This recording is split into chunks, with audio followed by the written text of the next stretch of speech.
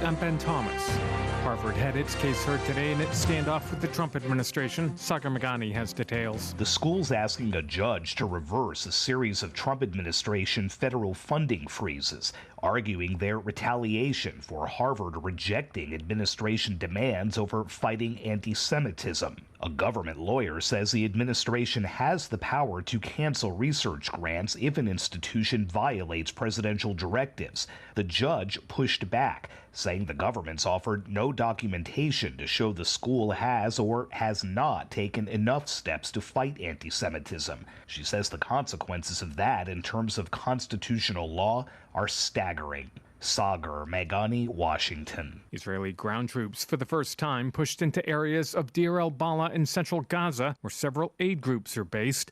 The moves led to speculation that Hamas is holding hostages there. White House Press Secretary Caroline Leavitt says some of Israel's recent military actions have come as a surprise. He was caught off guard by the bombing in Syria and also the bombing of a Catholic church in Gaza, which, as you know, I addressed at my briefing last week.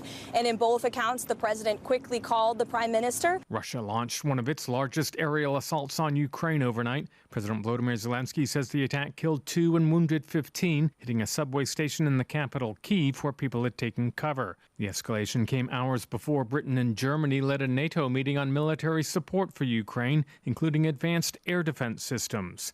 No dramatic gains on Wall Street, but there were new record highs. The S&P rose a little more than 0.1%, while the Nasdaq gained nearly 0.4. The Dow fell, but just 19 points. That's less than 1/10.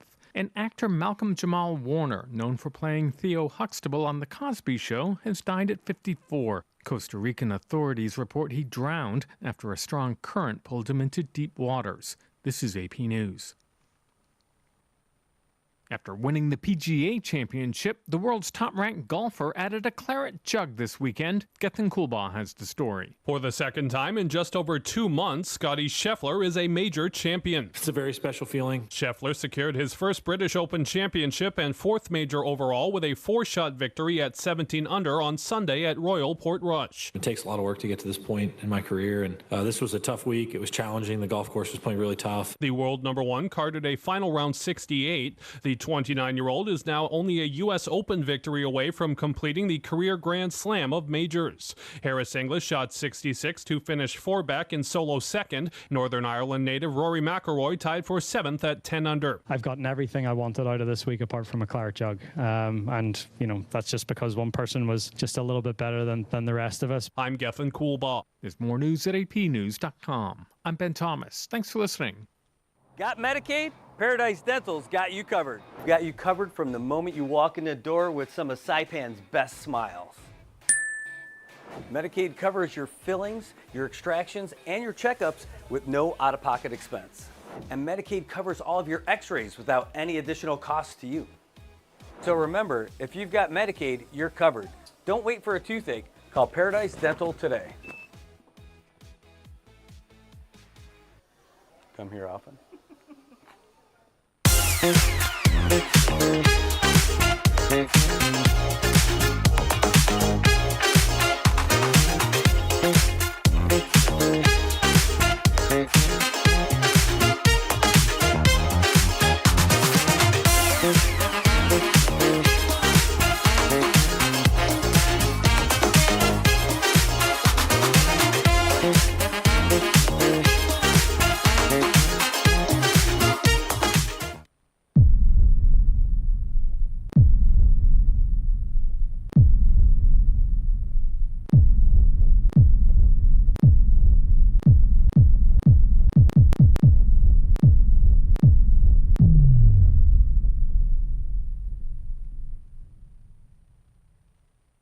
Hi, I'm Shauna Brenfleck, nurse practitioner and owner of Island Skin Solutions and Wellness Clinic.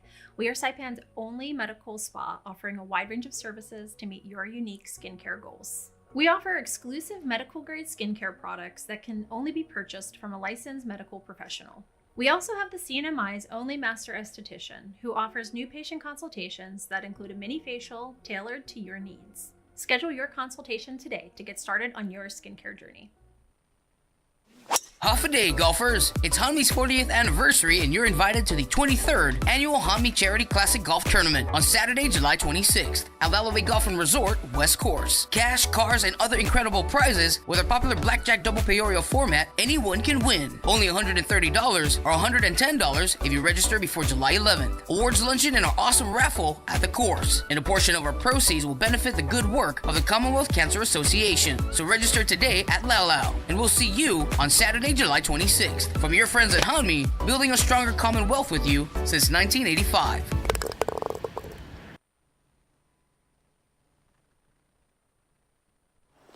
Half a day, guys. This is Boss Alvarez over at Joe 10 Motors. Hey, we've got some special for this year's Hanmi Charity Golf Classic on July 26. A glimpse into the future with that's right, a 2026 Kia Sportage as a hole-in-one prize on hole 13. Powerful, rugged, and refreshed with the latest tech and all-wheel drive. The Sportage is perfect for everyday cinema adventures. So get registered, practice that swing, and win. That's right. Try your luck and register today at Laulau Golf and Resort for the 23rd Annual Hanmi Charity Classic Golf Tournament. With our popular blackjack double payorio format, anyone can win. Only $130 or $110 if you register by July 11th. Awards luncheon and our always awesome raffle after the game at the course. And a portion of our proceeds will benefit the Commonwealth Cancer Association. The Hanmi Charity Classic Golf Tournament on July 26th. From your friends at Hanmi, building a stronger Commonwealth with you since 1985.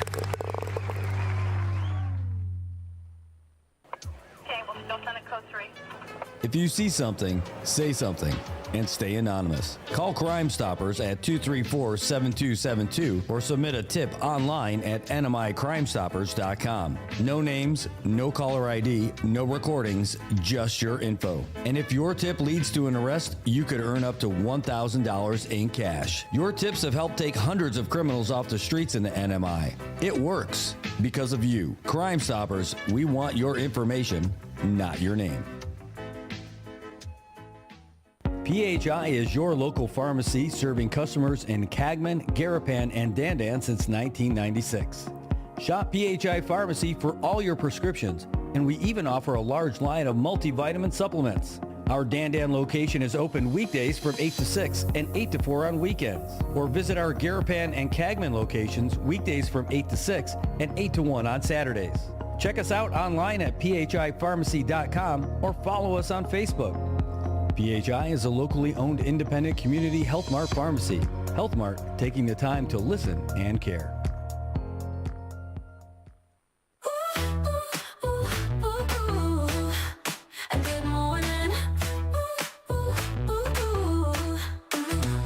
It's a brand new day in the Marianas. Coffee's hot and we're full of promise. So say it on the teeny and feel the glow. We've got the stories you wanna know.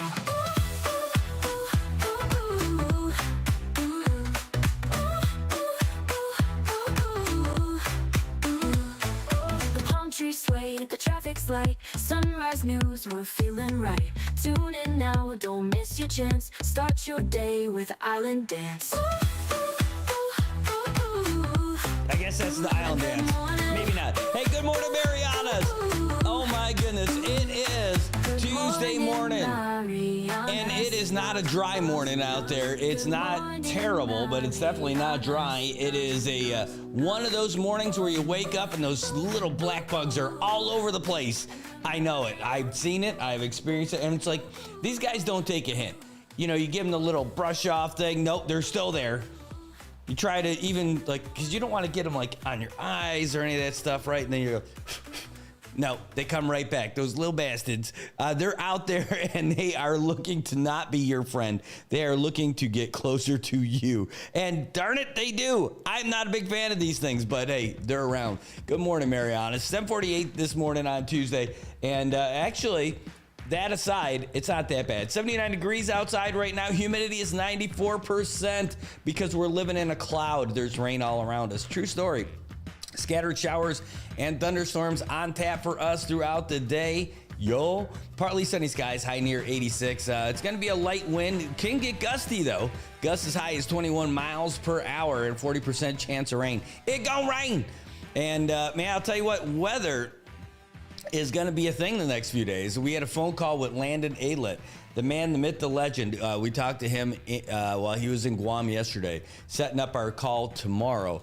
And we're giving it another day of development. But a couple of different models show that there could be a pretty good storm coming our way this weekend. Is it going to be anything crazy? Oh, probably not.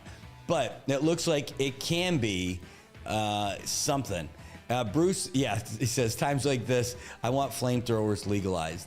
You know, you can. You ever seen those leaf burner things? They're not designed to start like big fires, but they're designed to just burn that stuff like right there on the ground. Yeah, maybe you could do that. They're the worst. Those little bugs. You know what I end up doing?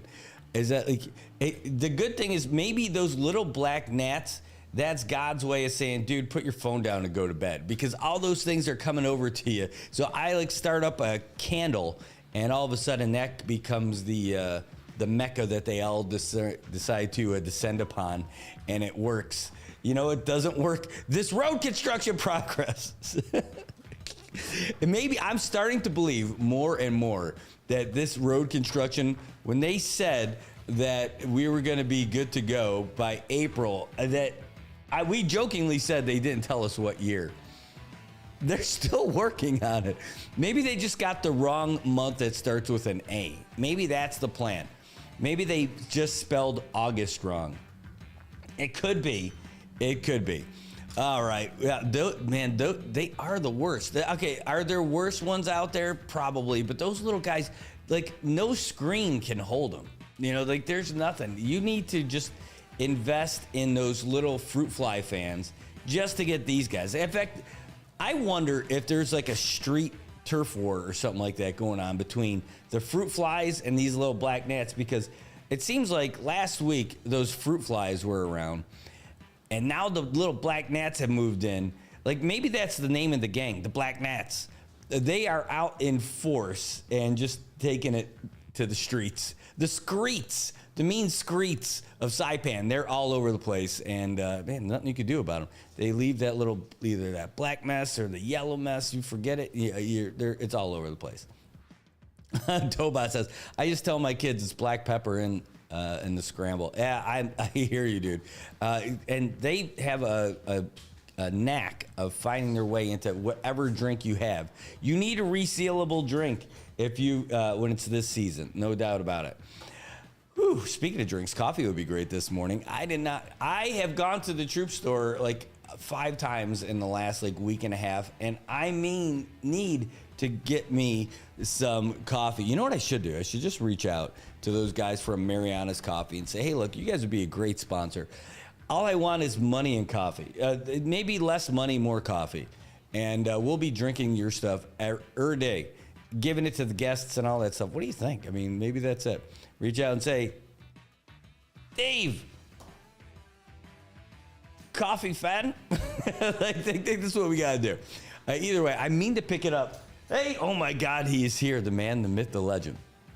So we've got all that stuff happening. We're talking coffee and all that stuff. And unfortunately, there's no coffee for this legend who just walked in the door. I'm sure he's thinking about it.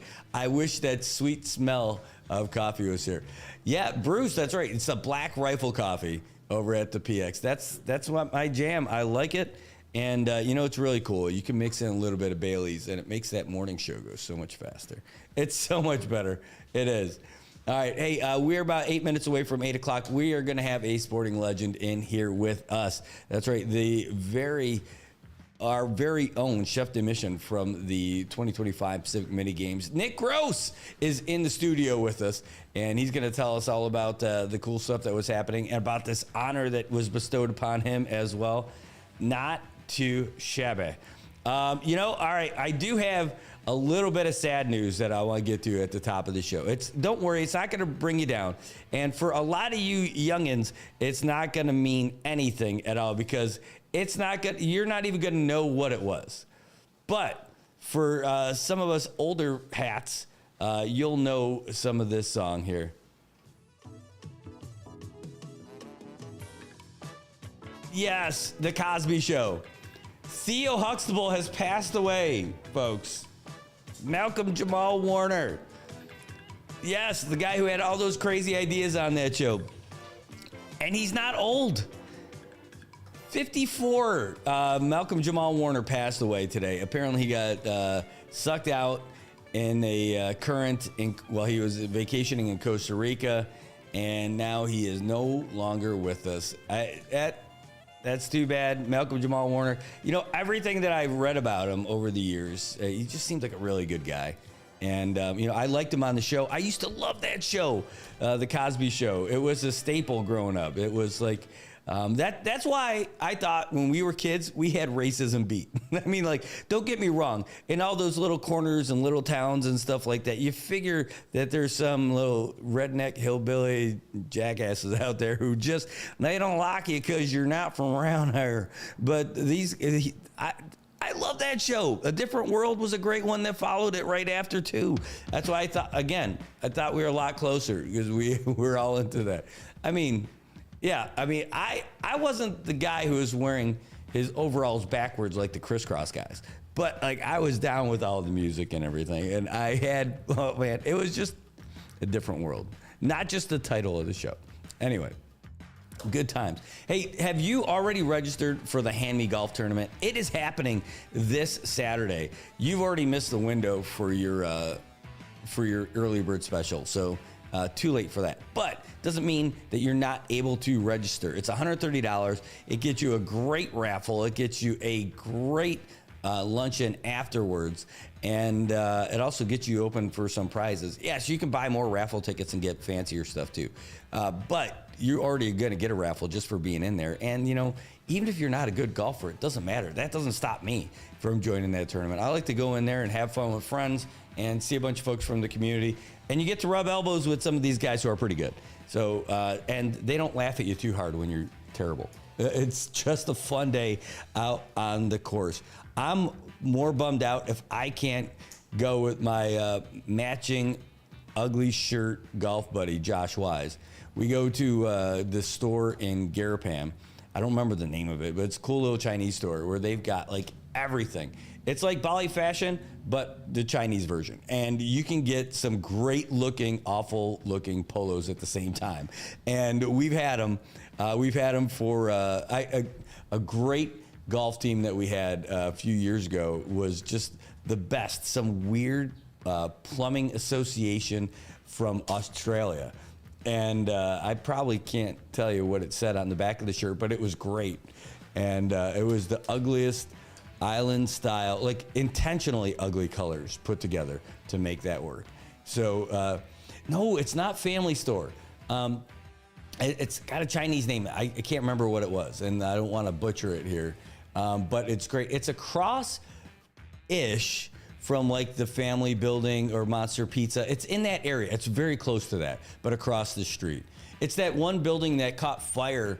Was it this year? Was it months ago this year or very late last year? And but they cleaned it up. It doesn't smell like smoke, and they've got all new stuff. So it's a great spot to get some cool stuff. I love that place. And the people who work there and run it, they are awesome.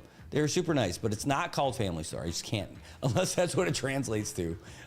I know it doesn't say Family Store outside, but it's a great spot. It's a great bargain hunting spot. And I know when people shop there because I recognize the shirts. One of my favorites is we were looking at costumes, and I'm like, oh, we could all go as Burger King employees because they had the full Burger King uniforms there. Yeah, you know the place. So yeah, me too. I got it. And Tobot, yeah, it's the Saipan version of Ross. Yeah.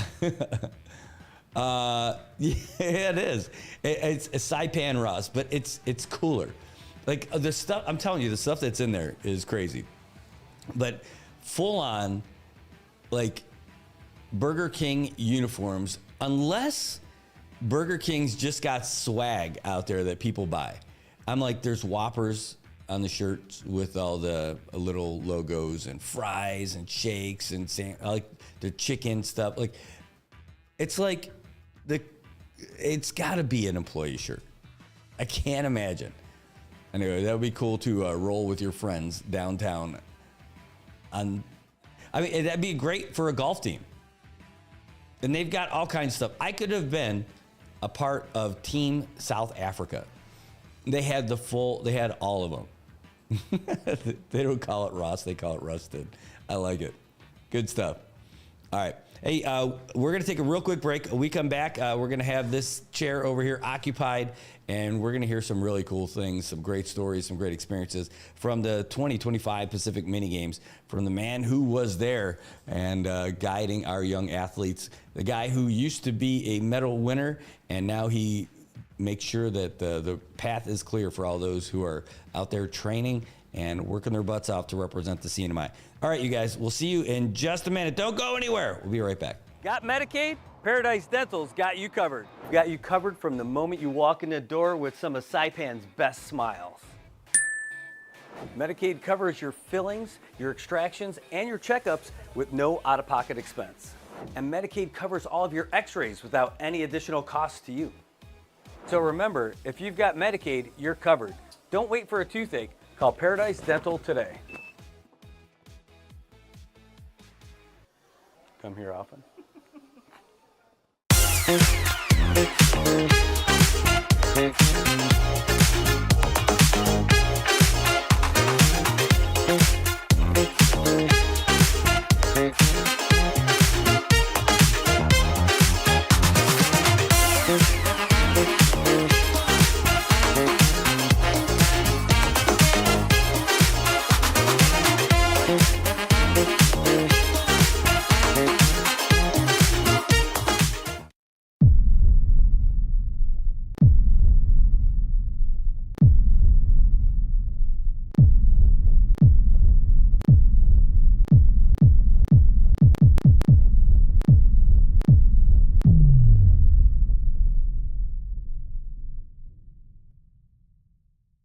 Hi, I'm Shauna Brenfleck, nurse practitioner and owner of Island Skin Solutions and Wellness Clinic.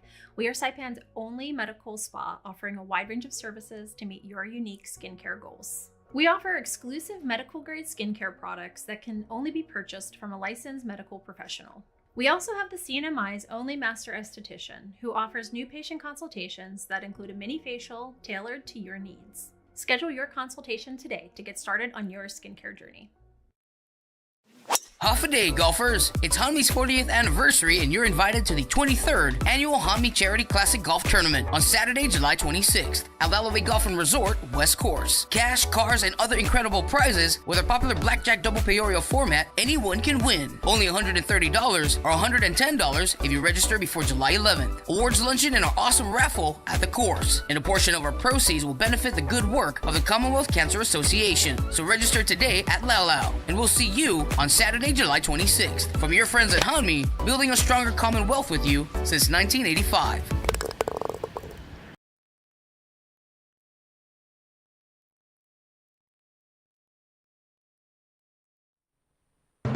AP News, I'm Ben Thomas. The Pentagon's pulling back Marines sent to Los Angeles last month amid protests over immigration raids. Saka Magani has details. The 700 Marines were deployed over local leaders' objections during June protests over the Trump administration's immigration crackdown. They've been limited to 2 locations with federal buildings, including an ICE office and detention facility.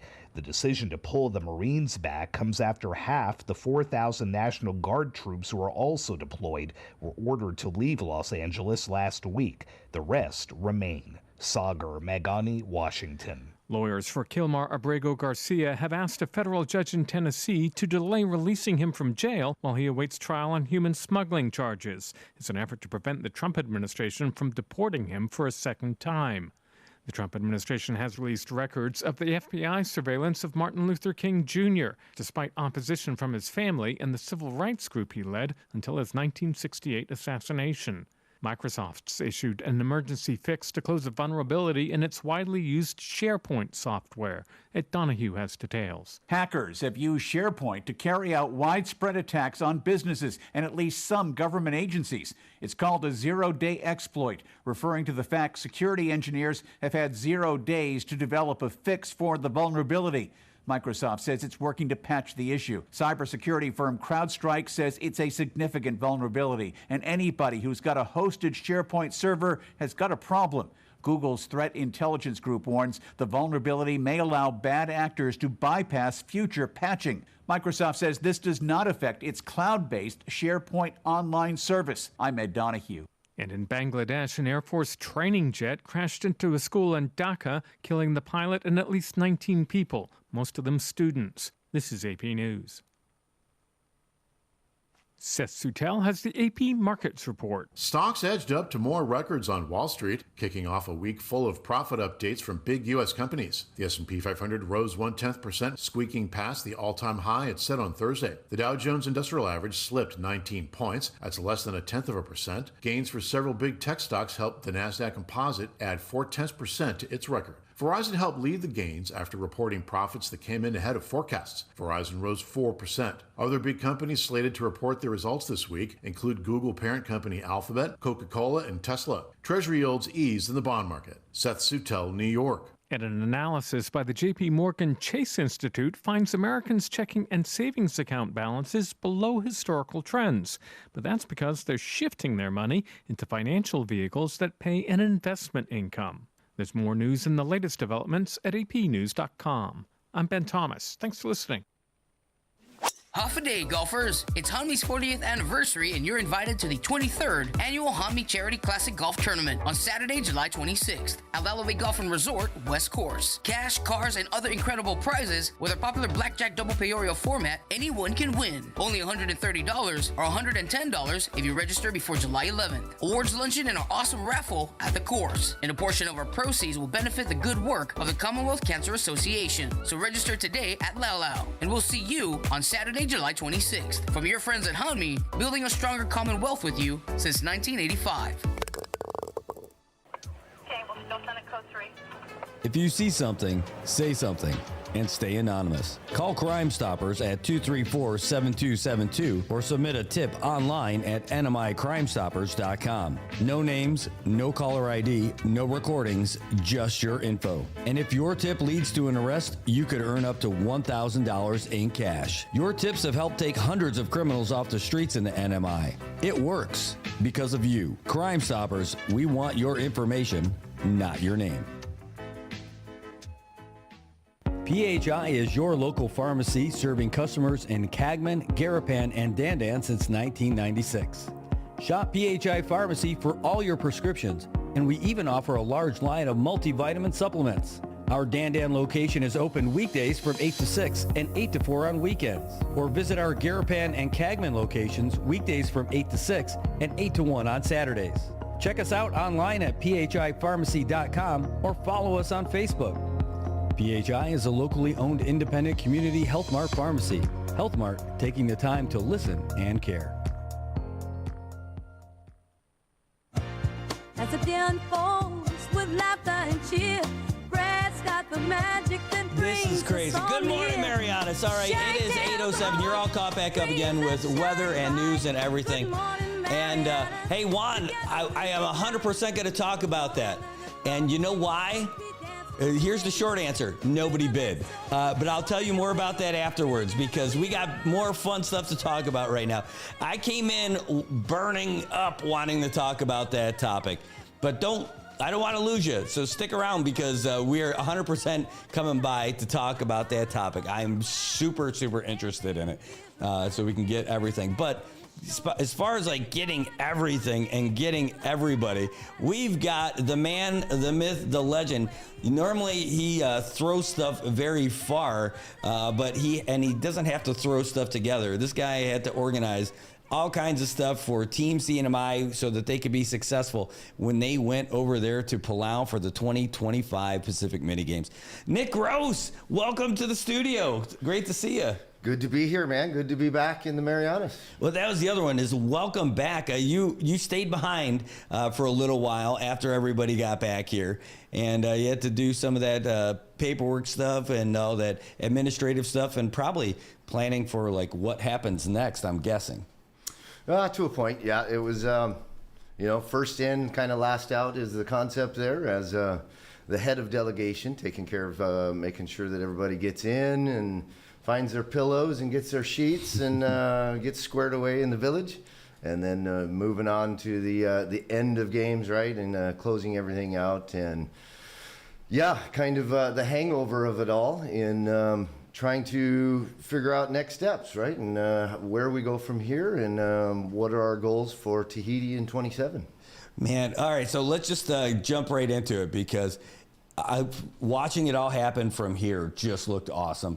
And I know you made a little bit of time for us to have a quick interview, but like I felt bad even reaching out to you because I know how crazy it must have been for you running from place to place, starting early, ending late for the whole duration of the games. Yeah, long days, certainly long days. In my case, it's a labor of love. It's being around sports, being around the product of grassroots and getting us there. That part is just comes with it, right? And it's just a fantastic opportunity to network throughout the Pacific with, at this point, friends, right? I mean, I literally have a large friendship of the sport world throughout the Pacific at this point, and so it's a reunion when we do get together, and yeah, just a really good time to get together, celebrate sport, and ideally come home with some medals, and just absolutely ecstatic with the performance of Team NMI this year. Yeah, and it wasn't obvious at all. I mean, every time I see you and I would hear your voice, and yeah, it was totally obvious of like how moved that you are by all this stuff. The NMI had a heck of a games, huh, for going over there. We did, and that's a testament, I think, to our sponsors and everybody that comes together to support the cause.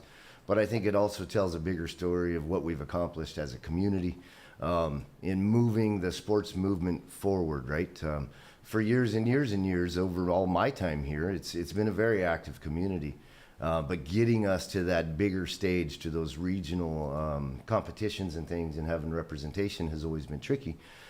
We always had big teams that sign up, and when it comes down to time to put the money forth and make it happen, we've struggled, right? And over the last 5 years or so, we've seen an incredible uptick in the support surrounding the sports movement and what it means for our community. And so, as the kind of grassroots guy doing sports through athletic programs in the public school system, it's the cherry on top, right? It really is getting that opportunity to see everything that we've built and to now see these athletes coming through and getting the opportunity to represent the NMI doing something they love.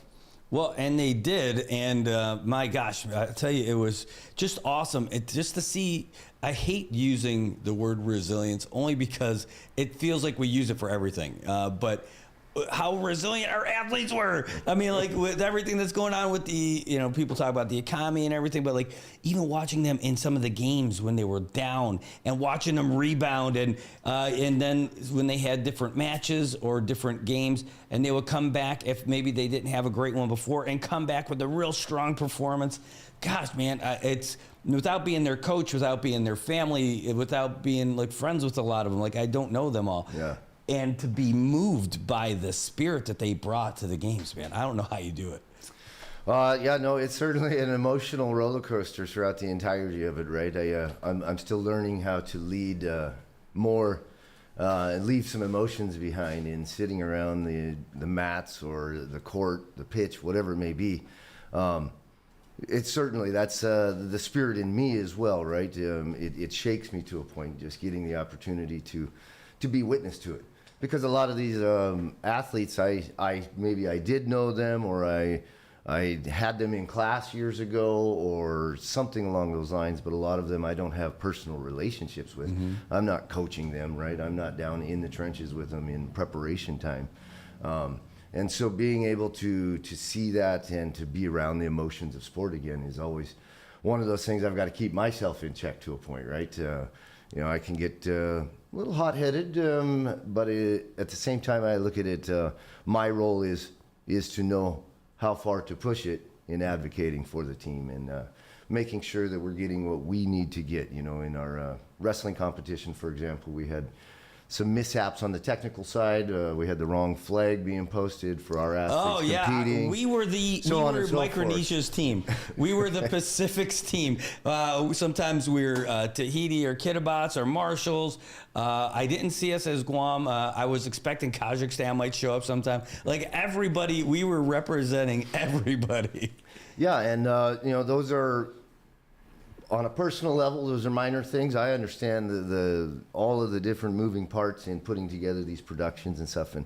But the important thing in these circumstances is to think, if we were a big country, if we were a large nation, then your embassy may be calling. There's issues there because it's a misrepresentation of our athletes, of our nation, right? We're pretty quiet in the North. We're Micronesians. We're pretty easy going, and that helps it out. But again, my job is then to elevate those issues and to make sure that they're resolved as quickly as possible. And, dispenses are given where needed to make sure that our team is being represented appropriately, right? And that goes back to making sure that our sponsors are seeing that, and all the people that opened up their checkbooks to help Team NMI accomplish what we did, right? That's a major part of the entire thing, is always looking back at how we're reflecting, right? What is that reflection? Well, we're overseas competing and doing those things, but still putting our best foot forward and making sure that we're representing to the best of our ability. And then that we are being acknowledged for that, right? Appropriately. And so those are those things where that's my job, to get behind the scenes and bark. And it turns out my accreditation allows me to get just about anywhere I need to get. So I can immediately be from courtside to sitting there talking with the technical directors and the different individuals that are charged with running that event, right? And so that's kind of the flexibility in my position, but also kind of the craziness in doing it. Being at the Village one moment and trying to look through 8 different classrooms of 160 people to find who you're looking for, or to check on the status of camp. Is everything right? We call it camp when we're there, more or less. Because there's clothes strung everywhere. There's, in the case of Palau, there's Tatiga carcasses. There's all the remnants, right, of all the hosting and all of the love kind of shown to the CNMI. So how about that? Can we talk about, how was Palau as a host for the games? From here, it looked pretty cool. It was incredible, to be honest. Kudos to Palau, Sulang. Really fantastic job of hosting. And doing the things right. There was things in the first 4 or 5 days that weren't set, weren't done correctly, didn't follow their own SOPs that were in place, and so that gets very difficult to navigate when you're looking at what was published and calling it out directly to them, and then still getting an answer that is contrary to what was published in their own SOPs. Those processes, right? But having just hosted the previous mini games here in Saipan and the Northern Marianas, I'm hyper aware that on paper things can always look this way, right? The theory of things is one, but the application and putting it into motion is a whole nother deal. And in the case of Palau's hosting of these games, these ended up being the largest ever mini games in all of the different holdings of the games. As far as the mini games are concerned, they were just under 2,000 in total athletes and officials. And I think that all the advice coming to the Palau local organizing side of things said, oh, don't worry, in March they'll dip a little. And they picked up. And then by May, mid-May, on our final deadline for registration processes, they said by May for certain you'll see the dip. And they continued to increase all the way up too. And so when you're doing a lot of, as island nations, right, and you're doing a lot of long-term ordering and different things as far as gift bags and embroidered backpacks and water bottles and the things that are being given to the team and to the members of your delegation, suddenly what do you do when you're 400 short, right? Because everybody told us we're going to keep dropping. And these games continued to pick up. And I think that that's a testament to Palau as a nation, for one. Just an incredible place to be, right? To be stuck in Palau for 3 weeks. Oh, man, what a terrible deal. But beyond that, we had a host country, or state, excuse me. Palau has 16 states inside of it. And ours was the northernmost on the, and I'll probably mispronounce it, but Babelbob, the northern island. The very northern point of that is Nearlong State. Looks nothing like that phonetically. You'll never find it using the pronunciation, but there's some C's and H's and G's and, and some things in there, right? But to anybody that might be listening, Nearlong State, incredible partners, incredible hosts in taking care of a lot of things, right? From dropping our team bags of ice on a daily basis to setting us up with coolers, to taking us fishing for a day, to doing some incredible things.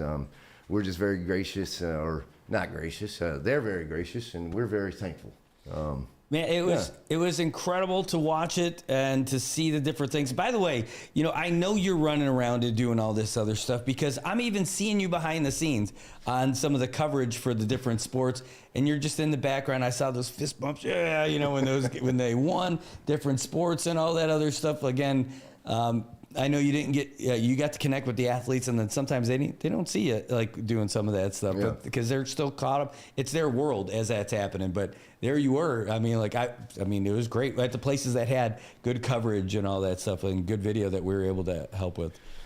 Yeah, that's you know, the balancing act. Luckily, again, Micronesian, us being small islands, makes it a heck of a lot easier, right? I think over the course of just under 3 weeks, I had over 600 kilometers in my my little sedan, and that's with nothing more than 3 miles apart, right? And so that's an awful lot of road time, because again, it's trying to catch key competitions, ideally every competition, but there's really no way as you get going into week 1 specifically, all of the different things from your arrivals daily coming in, and trying to get them adjusted into the village life and up to speed with all of the craziness of what it is living in the village, and excuse me, staying focused on your competition, right? And so that's the role that I play, is in large part trying to clear all the debris and all the barriers out of the way, so that in the end, my coaches are coaching, my managers are managing, and my athletes are competing at their highest level, right? And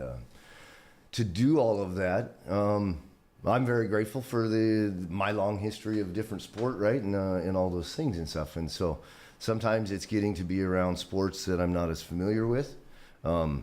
Wrestling, I wrestled as a kid growing up, right, freestyle though and stuff. And so to walk in to the mats and to see the scene and to feel those things, there's nothing you can do except for puff up a little bit and turn back into a wrestler, right? And I'm sitting right next to the mats, next to Coach Rick and Jason and Darren, right? And I feel like 20 years just evaporated, and I'm right there. Look up, look away, you know, and get to going through. And I might even be coaching the wrong thing, because it's Greco-Roman, or it's a different style of wrestling than what I'm most familiar with. But the emotions of sport, right? They're always there, and that's something I continue to work on. But it's I think just a testament to what it means to have the opportunity to do what I do. Ever the fan. I can't imagine not being a part of that. And I think we're lucky to have you there for a couple of different reasons. One, an accomplished athlete yourself. You won 1 million medals, maybe not exactly 1 million, but you won plenty of them to where you probably had to buy extra baggage on your return trips.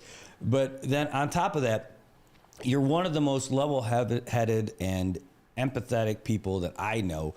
You've got skills in that world that I aspire to have one day. But the way that you your passion for the sports and your passion for caring for people, man, you're the right guy for that job. It's just a great thing to see out there, and I know it's genuine. You know, when you're talking about this stuff, it just oozes out of you whenever you get behind a microphone too. Well, I appreciate your sentiments there, and thanks for that, Brad. That's a Campari, by the way, so I don't know, maybe that twists it up a little bit, right? But yeah, no, it is. It's just it's a lifetime of opportunity through sport, from the work I do for the public school system, and since I've been on island, right? And in a lot of ways, I think helping to develop sport and making sure that we're doing all we can to stay kind of up to speed, if it were, with what's happening in the world, right? Some of the things in the States regarding sport, I don't want anything to do with it. I grew up doing those things, but seeing what's happened and the cutthroat part of what sport represents in the States, specifically for young people that are trying to get scholarships and trying to work through becoming the best athletes they can, right?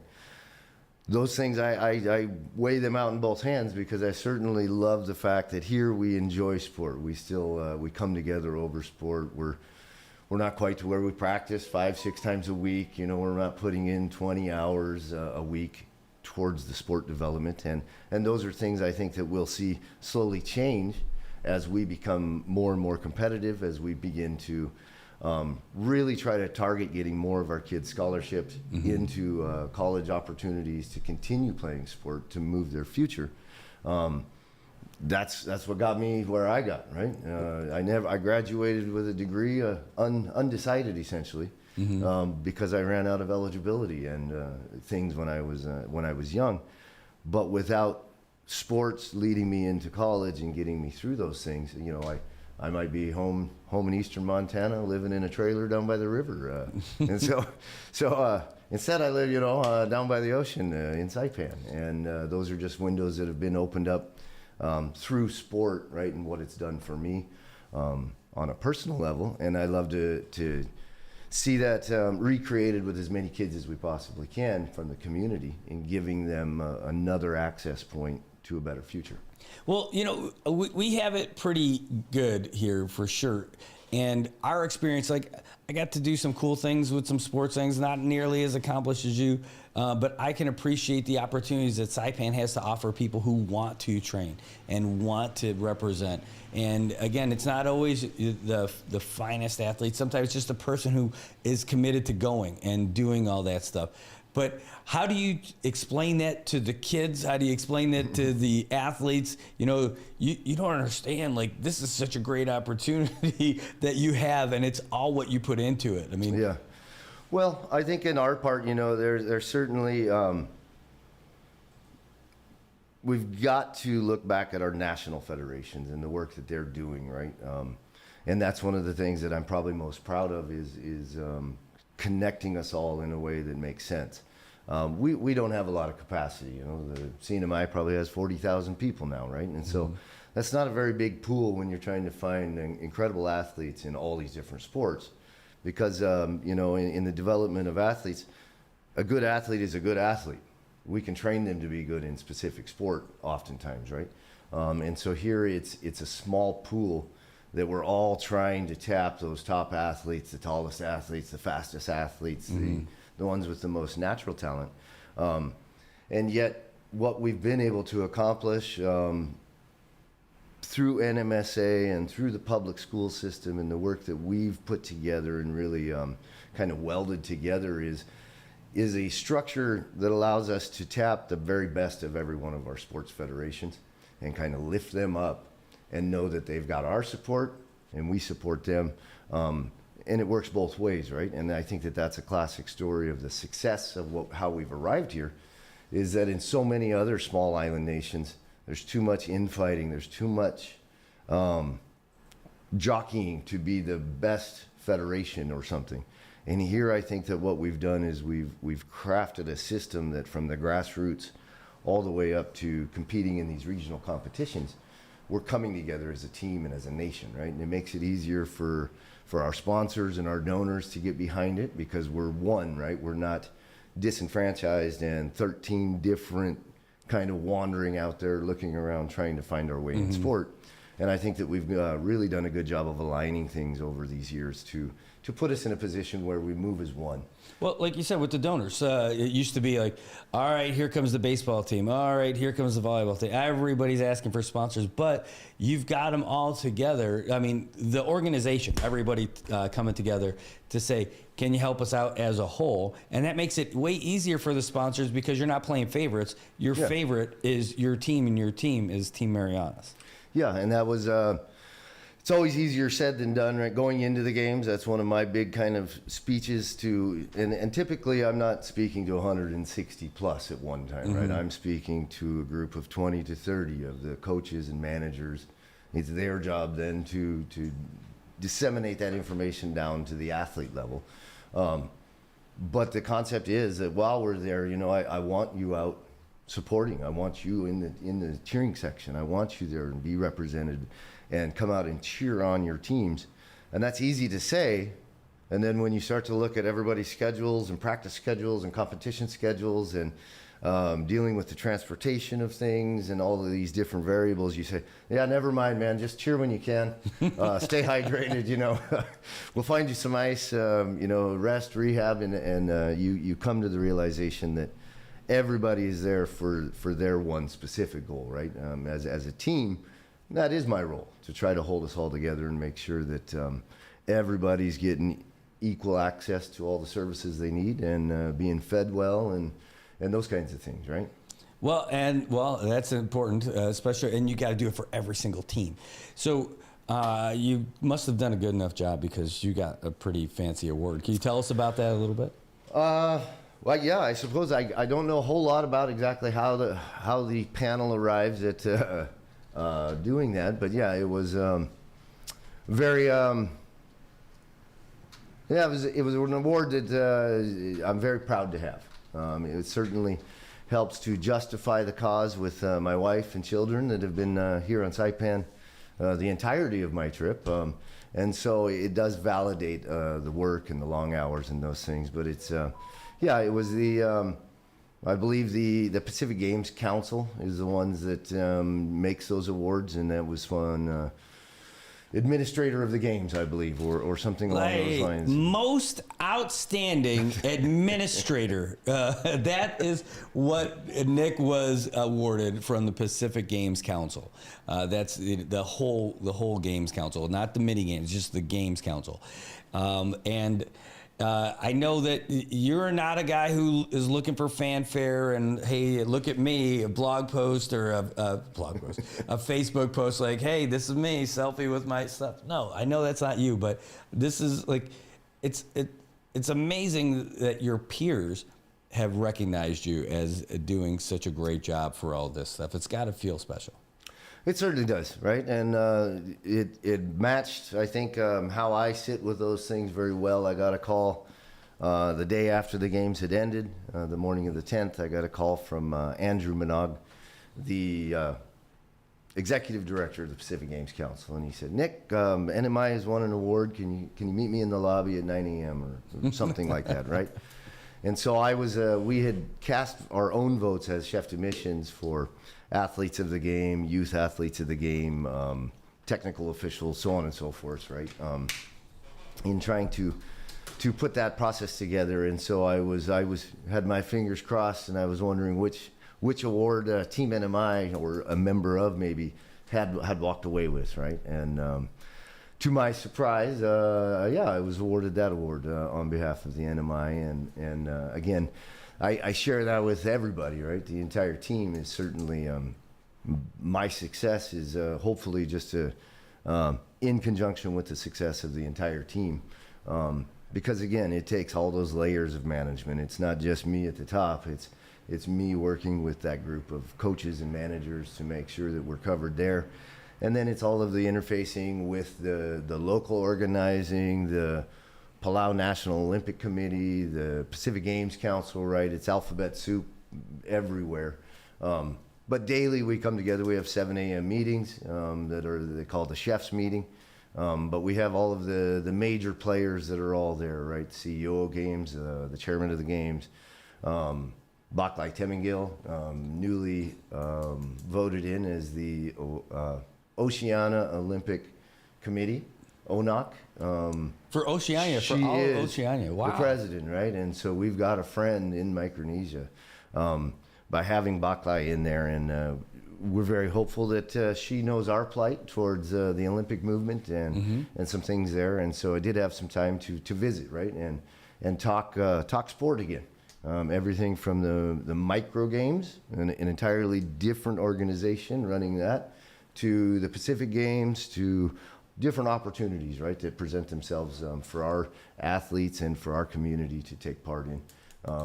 And so it's looking through notes and trying to put together a trip report of sorts, right, is fairly extensive, because I look back at my phone with all my calendar on there, and there's 16 things today, as bullet points as far as where I'm trying to be, what I'm trying to do and take care of, and it's silly things. It's when we get there, you've got 8 classrooms for 160 people. There's no way for us to break it down by team necessarily, so you've got sometimes 3 different teams sharing, a classroom with, I think, 10 bunk beds in each one, 20 people per classroom. And so suddenly you go, well, they only gave us 1 key. But who gets locked out, right? If you're at your competition or your practice or you're the lunch hall or whatever you're doing. And so before you know it, I'm finding Ace Hardware and I'm getting 30 keys cut so that we can then take care of our village again, right? Make sure that nobody's stuck outside, hanging out, waiting for their room to get open. And that's stuff like when you fly there ahead of time, that's some of the running around work that you got to knock out, right? Or is that while you're on the ground? That's when I'm on the ground, right? Wow. You don't. Or like with the whole That's not necessarily something that you think of. And again, I think that's a testament to these large teams. When we went to the Solomon Islands a couple of years ago, we chartered in, and so it's an entirely different beast arriving in country with 115 getting off a plane, as opposed to arriving in Palau on the night of the 26th, the morning of the 26th, I think, with about 20 to 30 of the delegation, and then knowing that every night for a week you're going to have running incoming. back up there. And by the time the last group is arriving, I've already got groups exiting. And so trying to manage those things and make sure that everybody's got their transportation to the airport and has done what they're supposed to do. Solomon's must have been so easier then. Some things are easier than others. Yeah, certainly. Do you have a favorite moment that stands out from the games? I'm sure you have many, but... Well, I certainly got many, right? And that's such a difficult question to answer directly because if I could go back and I think of all the different things, there was incredible Team NMI wins 10 gold medals. That's incredible, right? Isaiah, do not grow up. Please stay the same age. Tanya, don't grow up. Just keep running and swimming. And, we're just so blessed to have access to these incredible athletes that took the lion's share of our gold medals, right, between 2 individuals. But Lyle Andrews coming out with a hammer gold on the track was, I didn't see that coming, right? And then Seth on the wrestling mat as a 16-year-old, our wrestling team is up and coming. And we had a conundrum, we had an issue where our gold medalists from the Micronesian Games weren't eligible by Pacific Games standards. They don't live and reside in the CNMI. They don't have enough years here in the CNMI to be eligible to compete for us. And so Coach Rick, right, we had the conversation and said, well, I don't think they're eligible. I don't see any sense in going through the process of trying to register these athletes. But I said, with the support that we've received and what's coming in and what NMSA is proposing as far as the athletes share to ensure that we can put a team together, I said, this is a fantastic opportunity to grow your sport. To get these boys out, in this case, boys, we don't have any female wrestlers yet, ladies. But what an incredible opportunity in the end to take a group of young men that started training, 3-4 months ago, learning the ropes, learning how to wrestle, learning the ins and outs of the sport, and then to have your first test be in the Pacific Games. And to walk away with medals. Oh my goodness. Those were certainly medals I don't think that I had in our medal count, right? You're certainly trying to jockey and figure out what are our expectations? What are we truly going to accomplish? And coming home with 31 gold medals, I think we had one day that we didn't medal throughout the entirety of it. And to be the top Micronesian team, and I suppose I could say it, Guam, you're really good big brother, big sister, but there's really nothing sweeter than beating Guam, and that was an awful lot of fun, right? And I mean that in jest, absolutely partners. But to be the top Micronesian team, to come out on top of Palau even, as the home team with a delegation of over 200 athletes, I think that's a major testament to the success of what's happening in the Northern Marianas. and proud to be part of it. Well, it strikes me like when, especially like for swimming, right? And Tanya for running, right? You're talking about it's not a team sport. It's all individual stuff, and you're all the folks that are in there in all these heats, and to work your way up. That this small place that we're from, that we can compete at that level and win. It's hard for me, and I talk a lot, to put that into words, how incredible and how powerful it is. This isn't like a friendship tournament with just a couple of teams or something. Some of the finest athletes on the planet are competing against each other, and our best. We're not just good enough to be there. We can win. Yeah, no, it's incredible, right? And the swimming program is so well developed here in the Marianas. And we don't have a pool. It's well, you know, those are small setbacks. But yeah, it certainly reflects well on swimming ever since, right? Swimming has been one of our powerhouses. That's really been an incredible program going back all the way to the Sokovich era, right? And moving swimming forward and stuff.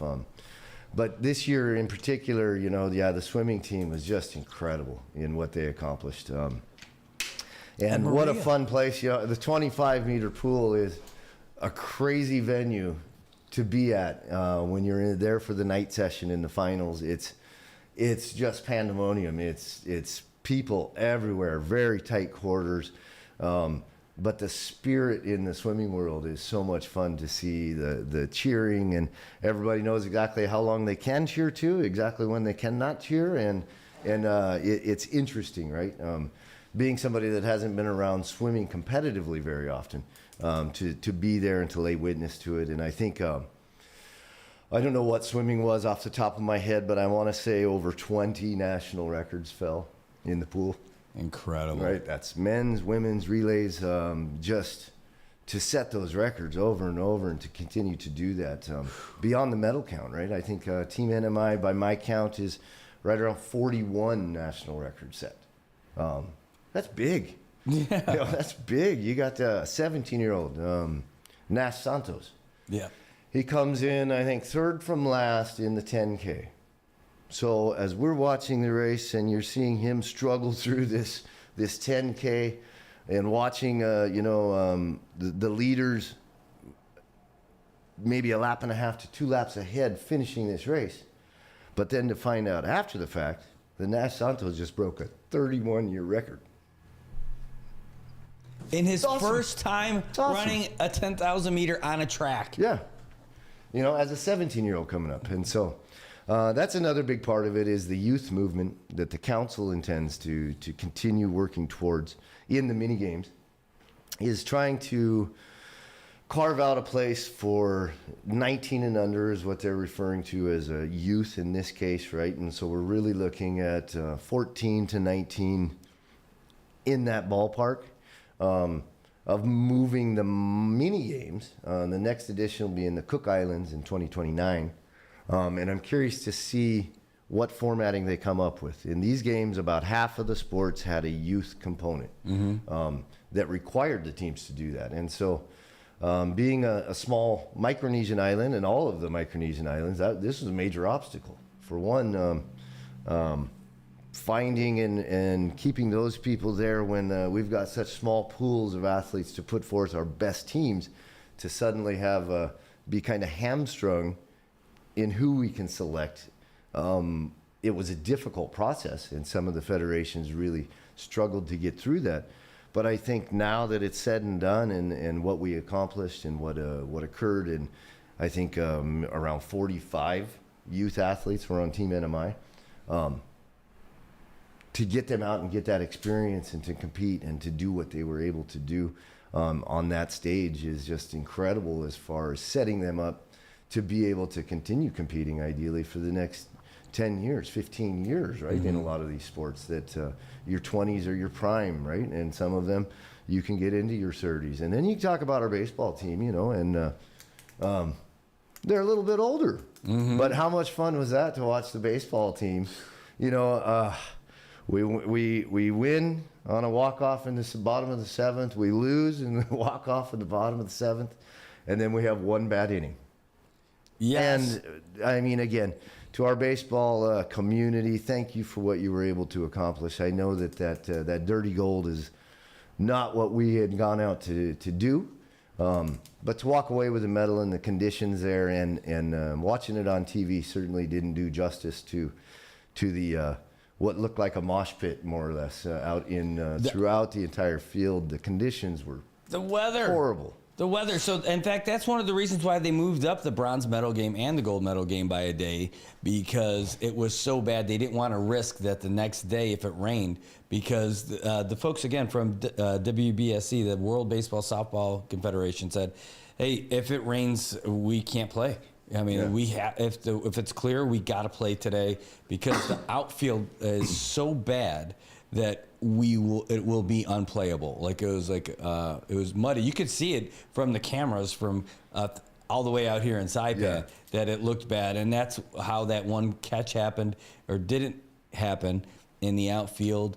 And then that one inning that's a whole nother story, right? That's a game in itself. But I'll tell you what, for any of those guys who are feeling bad about that, which I totally understand. I think you just got to say that team from Palau is a team of destiny to win in front of their home fans. Oh, yeah.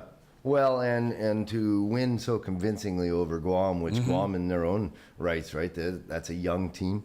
And it's a tough tournament, period, right? And then you throw in those kind of field conditions, and it's anybody's ball game, right? I mean, every blooper that just drops over the infield is suddenly a major struggle, because it's like hitting a great chip shot onto the green. It's not going anywhere, right? And so those things and the muddy balls and you just name it, right? Trying to deal with the game. But nonetheless, it was great that we were able to field a team, and that we, Spencer Dickinson coming in. I hadn't seen Spence since he had left the CNMI. What a class act on the field. My goodness, Spence played some great baseball, right? And then softball, fast pitch. It is back, right? That was a tough tournament as well. The field conditions were a little bit better at Munes on their softball field. Has just been just in the 3 months since I was there in some pre-meetings. The work that they had done to get that field up and into shape and rehabbed and ready was incredible. And so, our girls' fast pitch team, I'm so excited about what they were able to accomplish. And again, I think that it fits in line with what we're doing through the public school system in moving forward and bringing back fast pitch, right? Just so many good things. How about for Tahiti in 27, right? The way I got it is that there's not going to be baseball or softball in those games, though, right? Baseball, softball, softball is hard to say. Softball very well may slip into there as fast pitch. Still to be decided, I think. But yeah, when we go down to the South Pacific, right, you got netball, you got sports that we're not playing in the North. And so there's a whole lot, because in the full games, I believe the charter requires 24 sports, right? How many of those are compulsory or have to be played? I'm not certain, but there's a lot of changes that are going to occur going into Tahiti, and we don't have clarity yet in what those changes are. But in your bigger team sports, in our case, indoor volleyball, five-a-side basketball, soccer, yeah, some of those sports in. I think the intent is to ensure a quality tournament. The hard part about doing a lot of these sports is how condensed. Right, it doesn't seem condensed when you're in the middle of it, but being able to run a quality tournament that is not going to put athletes in danger's way, let's say, through just too much, right? Too much, too often. There's certainly that recovery factor to every sport, but it's the intent of the council to try to figure out maybe it's 8 teams, right? And so there'll be some ranking points and different systems that are going to come into play as to which teams get allowed into the full Pacific Games. And I think that's going to put us at a disadvantage, because we just don't have enough opportunities to earn points for one, however that ranking may occur. So I think that when we get ready for Tahiti, again, very personally speaking, I think you'll see a trimmed down Team NMI. I don't think it will be the big numbers that we had this year going to Palau, or that we had going to Majaro last year in the micro games. I think that what you're going to see is a thinned down, more strategic team. But ideally, this is when our tennis team is going to be back into the games. We're going to have tennis, and I expect big success out of the tennis world. Our swimmers will still be young enough to be competing very high in the swimming world and what they've accomplished. I'm very confident in that, right? The 3x3 basketball, that's an incredible sport that gives us a great opportunity to play with the best of Oceania, and I think both our men's and women's teams prove that in these games. My specific sport, my team that I chose as the team of the games was the girls 3x3. It was awesome. It was awesome. It was watching these girls battle in the way and learning the game, right? To play it effectively the way that 3x3 needs to be played is you just sprint. All you do is 20-yard sprints, and you do a ton of them, right? Because what we need you to do is have lungs and legs on you for 15 minutes of nonstop, get after it. Never, ever, there is no break, there is no recovery to play the game appropriately. And I think that I expect the bigger nations to make some adjustments to how they play the game, because this tournament proved, right, that you don't have to be the big classic basketball build to be able to play the game competitively and be on top. You've got to be able to move quick. You've got to be able to react quick and play defense across the board. And both teams did that, and the girls coming out with a bronze was just... It was awesome. The cherry on losing. top. Oh man, I get choked. I got goosebumps right now just thinking of how they were down by like 4 points with not a whole lot of time left, and good defense, scrappy defense, quick passing, clutch shooting. Oh my God! Then sink both of those free throws at the end, right? Like, it was just incredible. But to see it, like, just to see your awareness on the court has to be so dialed in, because how fast those passes are. Not even to make the pass, just to get the pass and put yourself in a position to get it. I didn't think that was a cool game. I did not think that 3-on-3 basketball was. I'm like, what are they trying to sell us now? Not this tournament, but I just mean in general, right? They're just trying to sell some lazy basketball or whatever. No, it's awesome. It's awesome. It's so great to watch. Yeah, the tournament format is a little tricky. That's still I didn't figure that out exactly with the stops and you keep playing the same teams, and the formatting is certainly unique. But 3x3 specifically for the Oceania region, right? When you're looking at what it costs to send teams to compete places and to do those things, the 3x3 format, suddenly we can have a men's, women's representation with team management, and we stay under 10 people. We can't send one 5 versus 5 team without having probably 15 to 17 people, right? And so in being able to really bring it down, and it gives us a fighting chance, because if we can find a good shooter and we can find somebody, one tall player sure helps, but somebody that can knock down threes consistently and play the perimeter game, suddenly you've got a fighting chance to be able to hang with the very best teams out there. Our guys' team, I think it was Tonga, and the opening play was an alley-oop monster dunk on us, right? And this was probably the second to last day of competition, somewhere in there. It all kind of, starts to come together. But just instantly you think, oh no, that's not what you want to open the game up with, right? And over the course of the game, 3 times they dunk on us. 3 times, and we beat them. Nice. Right? So they might have got the highlights, but in the end, we get to win. And that's just an incredible way of what basketball has done with their own sport to make it something that's for everybody, right? Well, the whole games were for everybody. It was amazing to watch. By the way, you guys are getting poured on in the opening ceremony. And I'm thinking, this has to be miserable. How long do you got to stay out there? I saw some people kind of doing the Irish goodbye, just kind of slipping away. Some of the teams still had everybody out there. I saw Casey jumping around and dancing with the singing at the end. So, like, these young guys were totally loving it. But that weather was massive. But how about that opening ceremony? And those torches look gigantic, too, that they had out there. Well, they certainly were, right? So things had dried up a bit as we were staging ourselves to walk in. And being the last mini games, we were the opening team to come in, right? And so that was nice for us to get in and do that. But it was funny to me because I think we were 90 minutes, maybe 2 hours into that opening ceremony. When they started to come around with trash bags, right, to keep there's nothing dry at that point. And so I had made the executive decision going into that I said, team, I know we want to look good. We've got nice team uniforms and all these things, but your footwear, you do not need to wear your shoes. I'm making that decision, and because again, some of our teams, they only got the one pair of shoes, right? And the last thing I wanted was for that. And well, I don't think that memo made it down to the athletes very well because there was an awful lot of shoes, and for the rest of the week, camp smelled like funky shoes that were just hundreds deep all over the village.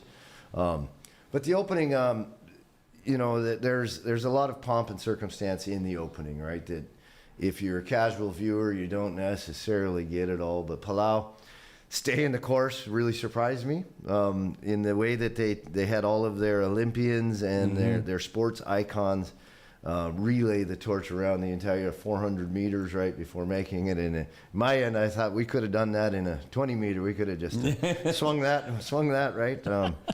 But that's part of once again, just the pomp of things. And great opening ceremony. The rain, it's miserable.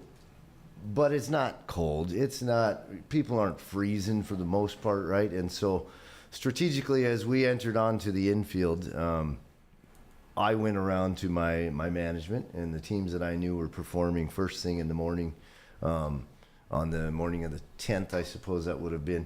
And I told them, I said, exactly how we came in, you go right back out. Don't make us, just get out of here because, again, we're here on a mission to perform.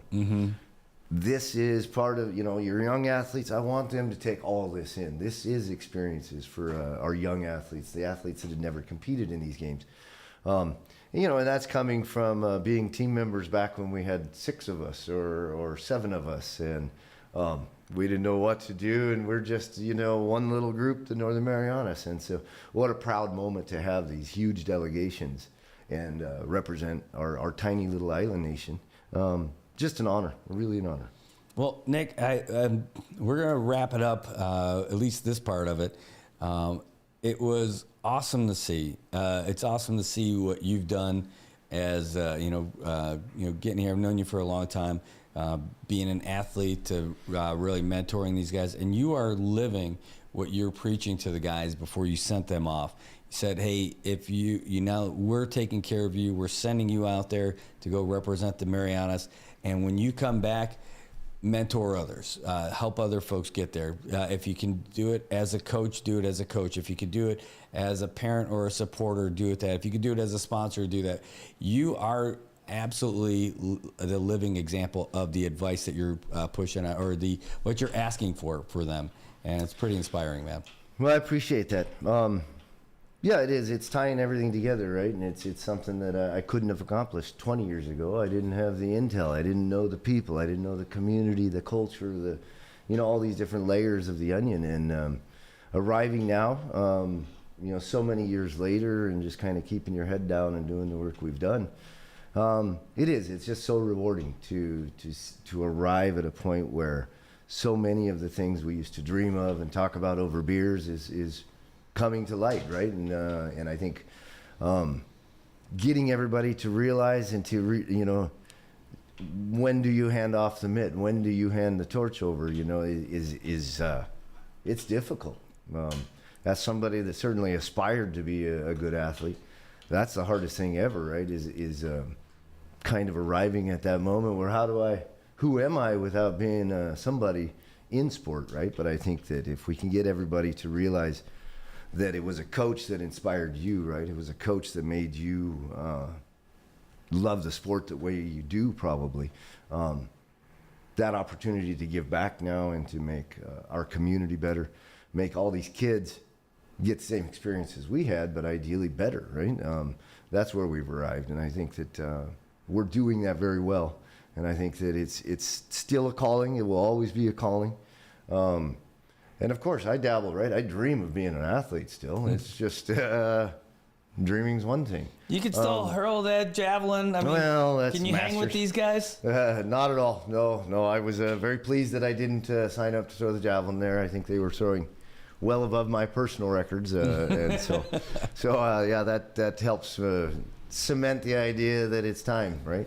But those are hard things, and but it's not just coaching, right? It's officiating, it's doing all these things, and in a depressed economy that's sputtering along, trying to do what we're doing, I highly encourage everybody to reach out to me if you want directly, and I can set you up with all the different federation folks. But that's layers of what sport development looks like, right? It is building coaches, it is building officials, and realizing that no sport happens without officials doing that, right? And that's a lot of places none of us want to be. Some of us, as parents or otherwise, we realize what we've said and done to officials throughout the years, and you think, I don't know if I want to put myself in those crosshairs, but it's so rewarding, right? And in the case of so much of what we're doing, it becomes a microeconomy in and of itself. We're not asking many officials to do volunteer work for free.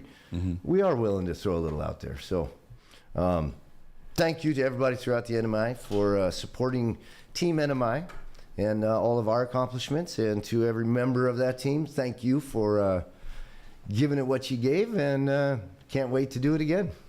Well, I love it. And, part of every athlete's regimen is recovery. I think now I got to let you recover from this interview. We've been going at it for a long time. Hey, thanks so much to you, Nick, for being on the show and everything that you've done. You're a hometown hero, man. You're doing it, and everybody's proud of you. I see it from the athletes to the administrators to the companies to the sponsors, and we're going to see you the 24th. If you want to go out and show some love to the athletes, and you want to show some love to the sponsors and the organizers and folks like this guy, come on out to the Atta Gym, 6 o'clock?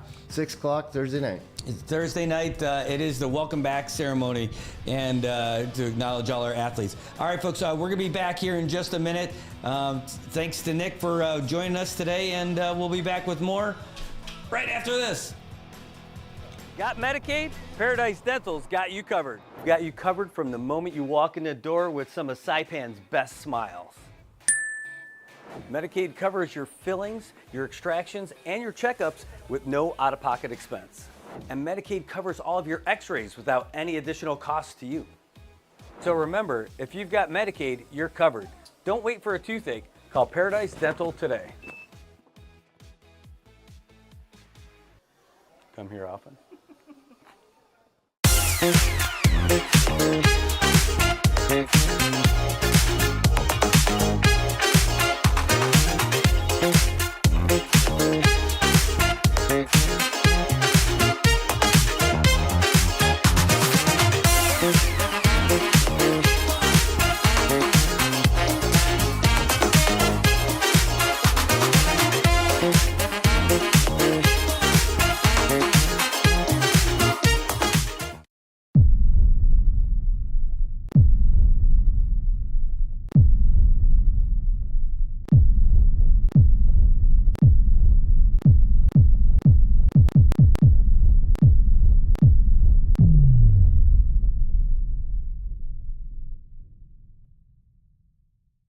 Hi, I'm Shauna Brenfleck, nurse practitioner and owner of Island Skin Solutions and Wellness Clinic.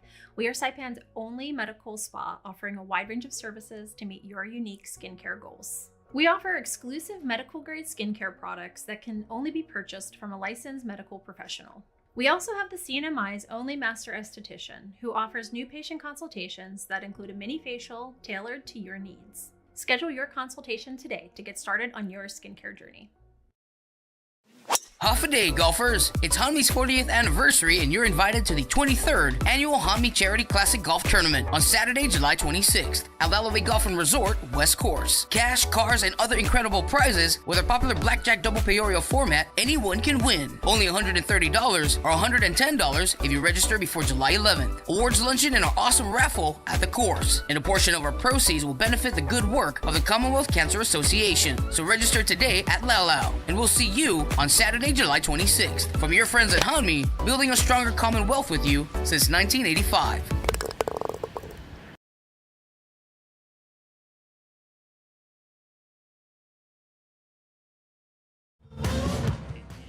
I'm Ben Thomas.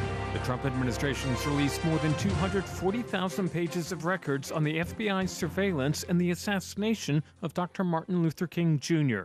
The AP's Matt Brown. The move comes after President Trump said that the release of the documents early in his term would be important for transparency and truth on the part of the entire nation. Though in contrast, and despite concerns from the King family, who said that King's surveillance and assassination were deeply personal matters for their family and the civil rights movement at large. Included in the documents are hundreds of thousands of pages, digitized over the decades, but sealed since a 1977 court order that they not be released to the public. Associated Press reporters are currently combing through the documents as we speak to be able to tell what is different or updated from documents that have either been released but redacted or not available to the public over the decades. King's two living children, Martin III and Bernice, issued a statement urging people reviewing the files to do so with empathy, restraint, and respect for the family's continuing grief. They also repeated the family's long-held contention that James Earl Ray, the man convicted of King's assassination, was not solely responsible, if at all. In Louisville, Kentucky, a judge has sentenced a former police officer to nearly 3 years in prison for using excessive force during a botched 2020 raid in which Breonna Taylor was killed, the judge declining a Justice Department recommendation of no prison time. The Pentagon's ordered 700 U.S. Marines to leave Los Angeles. They deployed more than a month ago during protests against the Trump administration's immigration raids. About 2,000 National Guard troops remain in Los Angeles. On Wall Street, stock indexes inched to more records today. The S&P up 0.1%, the Nasdaq 0.4%. Sestutel reports it came at the start of a big week of corporate financial reports. Verizon rose 4% after reporting profits that came in ahead of forecasts. Other big companies slated to report this week include Alphabet, Coca-Cola, and Tesla. This is AP News. Actor Malcolm Jamal Warner has died. Ed Donahue has the story. Authorities in Costa Rica say Warner accidentally drowned. A current pulled him deeper into the ocean. Malcolm Jamal Warner played Theo Huxtable on The Cosby Show. It's under control, so no problem. Warner has appeared in TV and movies over the years and directed. He's a musician, winning a Grammy. Warner told the AP in 2015 he got great advice from his mom on life after The Cosby Show. It's cyclical, so you want to make sure that you have diversified yourself enough so you're not making desperate career choices during those dry spells. Warner also said the sexual assault allegations against Bill Cosby tainted the show's legacy. In a few generations, the Huxtables will have been just a fairy tale. Malcolm Jamal Warner was 54. I'm Ed Donahue. There's more news at apnews.com. I'm Ben Thomas. Thanks for listening. Hey golfers, it's Tony. Just wanted to let you know that this year's Handmade Charity Classic Golf Tournament will be on Saturday, July 26th at Lala West. You know, hole number 13, it's either a hole-in-one or a 6. Sorry guys. If you haven't registered yet, it's only $110 through July 11 plus $30 optional play. That's pretty good, huh? I may be retired, but you know, we're never too tired for golf. Oh, and thank you to all our sponsors. This year, we're supporting the Commonwealth Cancer Association. We appreciate you guys. So, don't miss the Handmade Tournament on July 26. Iwe, balesta later. If you see something, say something.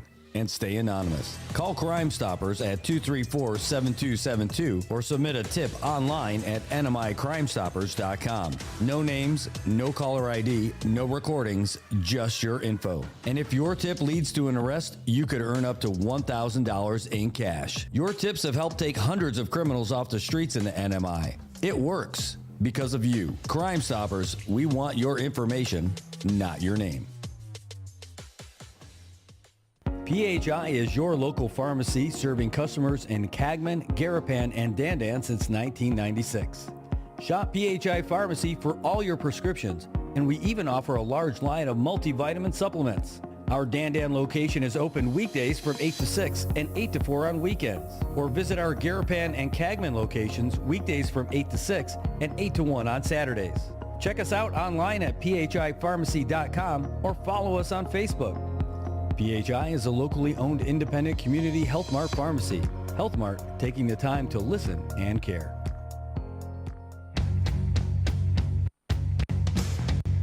All right, Marianas, welcome back. It is Tuesday, 9:08 in the morning, and now you're all caught up with your news and your sports. How about weather? Well, there's a lot of it happening out there, and it looks like we might be getting a little bit something extra this weekend. We're going to have Landon Aylett on tomorrow morning to talk about what's coming our way. And make sure you tune in early because we're going to get him on here early. Got a busy day tomorrow indeed. Hey, as far as today goes, though, it's going to look a little gloomy, that's for sure. Scattered showers and thunderstorms throughout the day. Partly sunny. That means not a whole lot of it. With the high near 86. Gusts as high as 21 miles per hour and a 40% chance of rain. That's going to continue all the way through the weekend. How is that possible? I know, it is. It's possible. We're in that rainy season life right now, guys. That's how it works. Remember all that fun of not having to cut your grass all the time? Yeah, those days are over for a while. That's true. All right. So we can start getting into some of the meat and taters that we were talking about on some of the stuff. There was that big story that's going around right now on one of our local news outlets that was talking about the a big award that went to awarding a company out of Texas for some food. The guys over at Marianas Press did a story about it. And it's like a big contract about that. And I know they were out there soliciting comments from different folks in the business community and from different organizations about how does this company out of Texas get something to serve like 600 meals a day and all that other stuff with local folks. How did they not get it? So a big question is that you don't see in there is, did any of those people apply for that bid? That's a great question. And you know what? Here's what I can say, because I haven't reached out to those guys. I did speak with one big company, and they said that they did not apply. But they are involved. They just haven't received any requests yet for anything. And that company is bigger than all the other ones that were mentioned in the story by a lot. So if they didn't bid for it, and they're a vetted company that could be in it, what does that say about the other guys?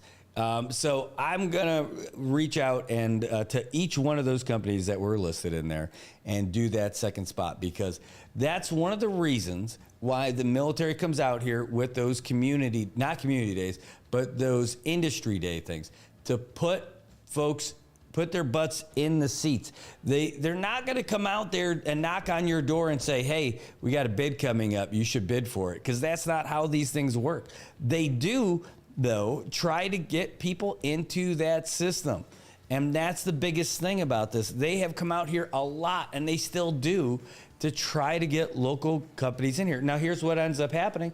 A lot of these guys who are in that system, who have already done it, who started as small companies in the mainland, they end up winning these big military contracts. And what do they end up doing? They come here and they do subcontracts for folks. And they've done it, and that's some of how this stuff is being worked out. Yeah, I mean, I've heard about those names as well. I see like some of you guys in the comments about like some of the other companies. But like, you know, it just seems like it's not responsible reporting to say if for these guys, if they didn't put in a bid for it. If all they're going to do is complain that they didn't get it, that's great. Now, if they actually went for the contract and they lost, well, then that sucks. Then what they should do is find out what that company that won did and find out if they can handle that. You know what I mean? Like, find out, like, what did they bid? Because that's all public, right? The winning bid, the amount on there, it's not going to give you the list of all the other bidders, but it's going to tell you what they bid and how they got it. So you could say, hey, can I get that? Is that a contract I can get next time? Right. It says there, I get you. Tomorrow says, hey, I didn't see anything that says we lost the bid, just that a Texas company was awarded the bid. I know. So that's why it bothers me a little bit, right? It bothers me if that's the case, because the questions came out that were going around asking specifically, can you talk about this? Some company from Texas ended up winning some contract. All right, who bid for it from here? Who did we lose out to? And that's the part that gets me, because hey, if anything, it's a lost opportunity, number one. And number two, for those companies that didn't bid, but they get brought in as a subcontractor, I think it's more of a positive story that these guys who are subcontracting end up getting business that they otherwise would not have gotten because they didn't put in the full bid. So it's kind of like a win story because it actually gets in there. And hopefully it's an education opportunity for folks to learn how to put in for those things. I mean, that's really 100% what this is about. I just don't like it because it seems a little, I try to read this openly about it, but when you've got, it just seems like it is a story intentionally done to make this process look bad. And it's people who are closely aligned or an active part of these activisty organizations. Like when people go out there and make like a 30-second chant, but they're like 50% of your coverage or more, come on. It tells you everything you need to know. That's why it bothers me. It seems just so active, anti-military. And hey, am I pro-military? Hey, I am pro-Marianas. And do I like the military? Yeah. I was in it. Okay, that doesn't mean that I have to like everything that happens with the military, and I don't. But something like this just seems like a hack job. Going after making it a bad thing. Now, if again, another way of writing a story like that, again, it's just your style, right? My style on it or something like that, is that, hey, there was an opportunity to win this kind of a contract and none of our local companies bid for it. But we luckily did get some of it. And you can't complain or you can't cry that you didn't know about it. And if you did, you can reach out to the folks that have been coming here over and over and over again through the industry days. And we also have a Commonwealth Bureau of Military Affairs. You can have direct access to these guys to have that conversation, because these are members of our local government who have that job to liaise with between the military and with our local government, and they're going to put you in the right spot. Are they going to get you a local preference? No, but they're going to be the ones that were going to get you the best foot forward. That's one of the things about the whole system. It doesn't have to be the biggest company, because if they're going to have to spend money on it, if they're going to have to hire local folks to do all this stuff, it'd be great. Would it be better if there was a local preference? I'd say yeah. I mean, why not? Absolutely be great. Especially now, I saw one of the comments talking about like, hey, wouldn't it be great, if these guys can handle it, that, we should be able to do it, if you can actually do it. Hold on. Sorry, I'm just seeing your comments now. Sorry about that. But wouldn't it make sense to prioritize local industry to promote local and military relations? Oh, I don't think that's a bad thing. I think that if there was a local preference to that area, would it be better? Yeah. Also, if you do that, though, you can't also complain that the military isn't being cost effective. Like, you talk about the big military industrial complex that the President and former General Eisenhower warned us about. I don't think you could do both, but I think you can. If there's a tie, you give the local preference. Yes. And I would think that if at all possible, it makes great sense for local and military relations by showing directly local companies who are getting a part of this pie. I think it's a great idea. And that's something that they could do ahead of time and, and work on that kind of stuff. Actively promoting the military side with local business. Yeah, no, I think that's great.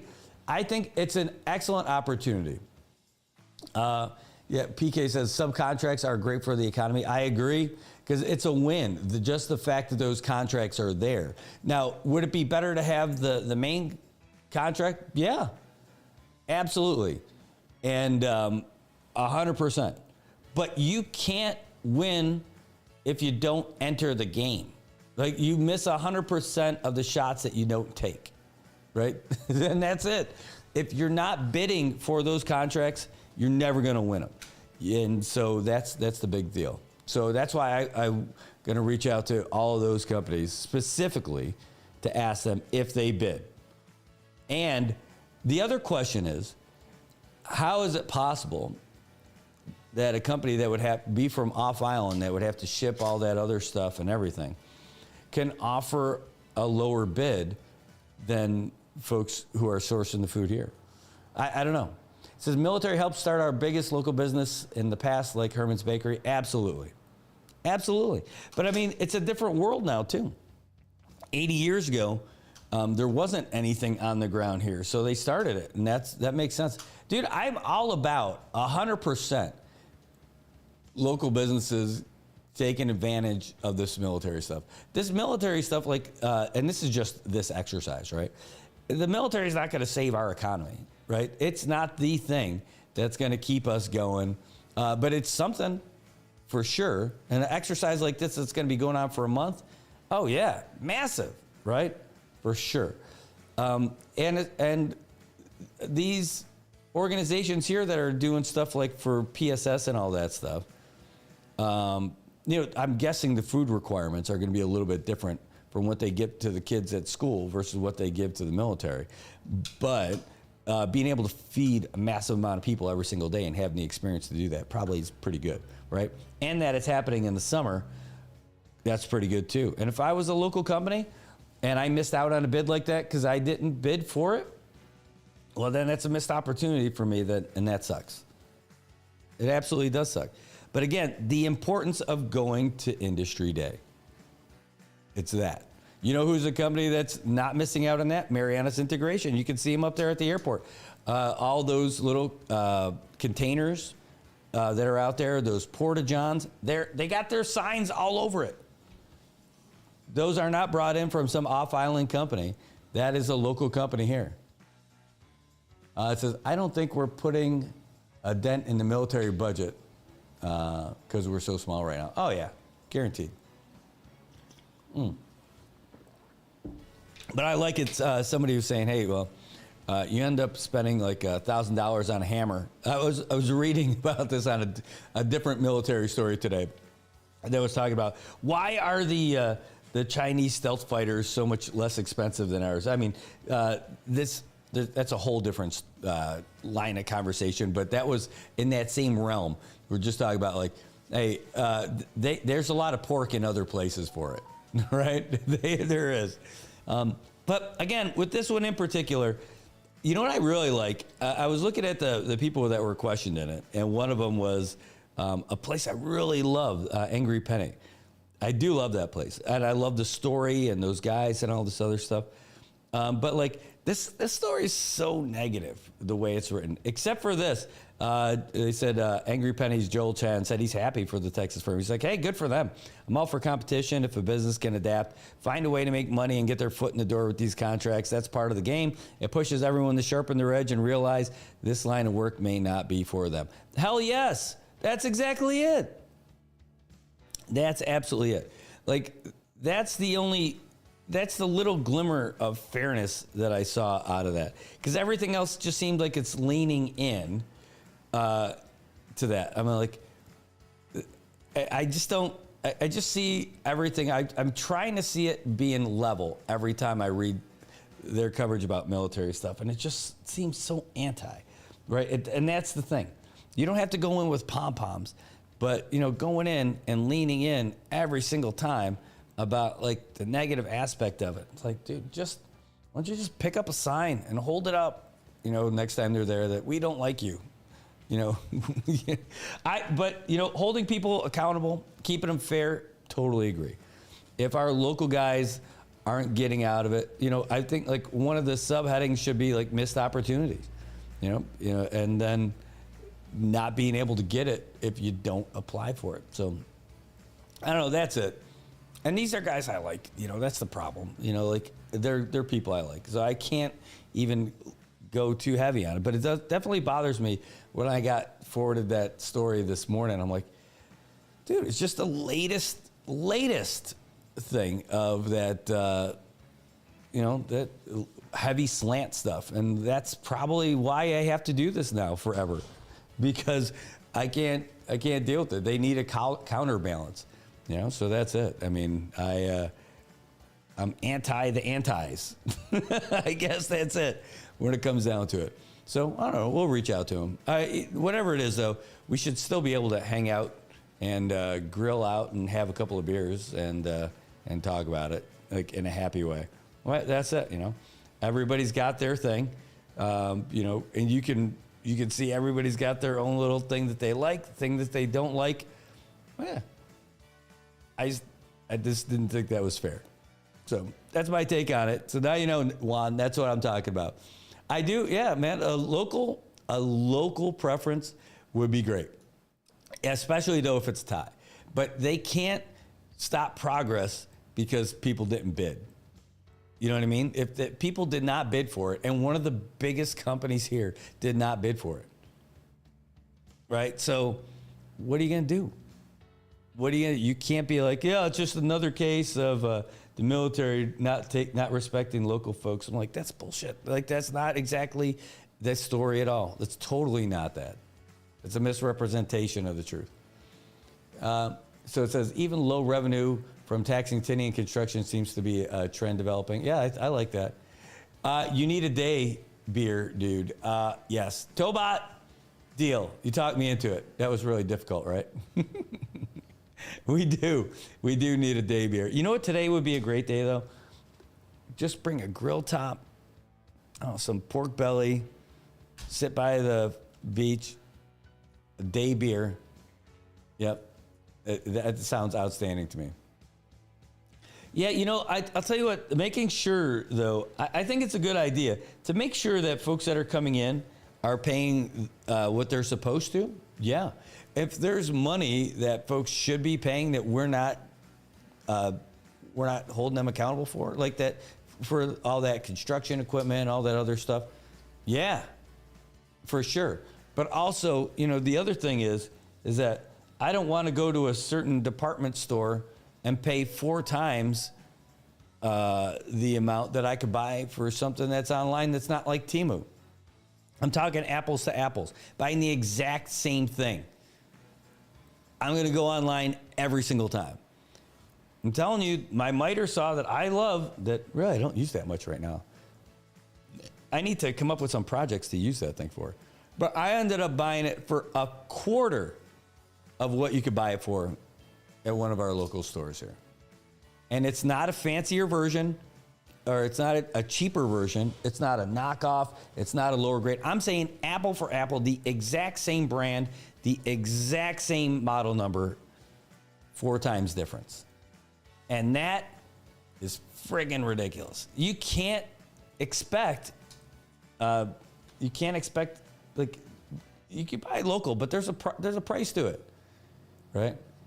And if you're not paying your employees a whole lot and you're still charging a whole lot, you know, it ruins it for me. Like, it ruins your argument. It takes all the power out of your argument. You can't do it.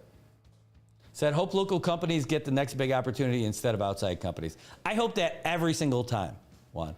I hope 10 times out of 10, if there's 100 opportunities, I hope the local company gets it every single time.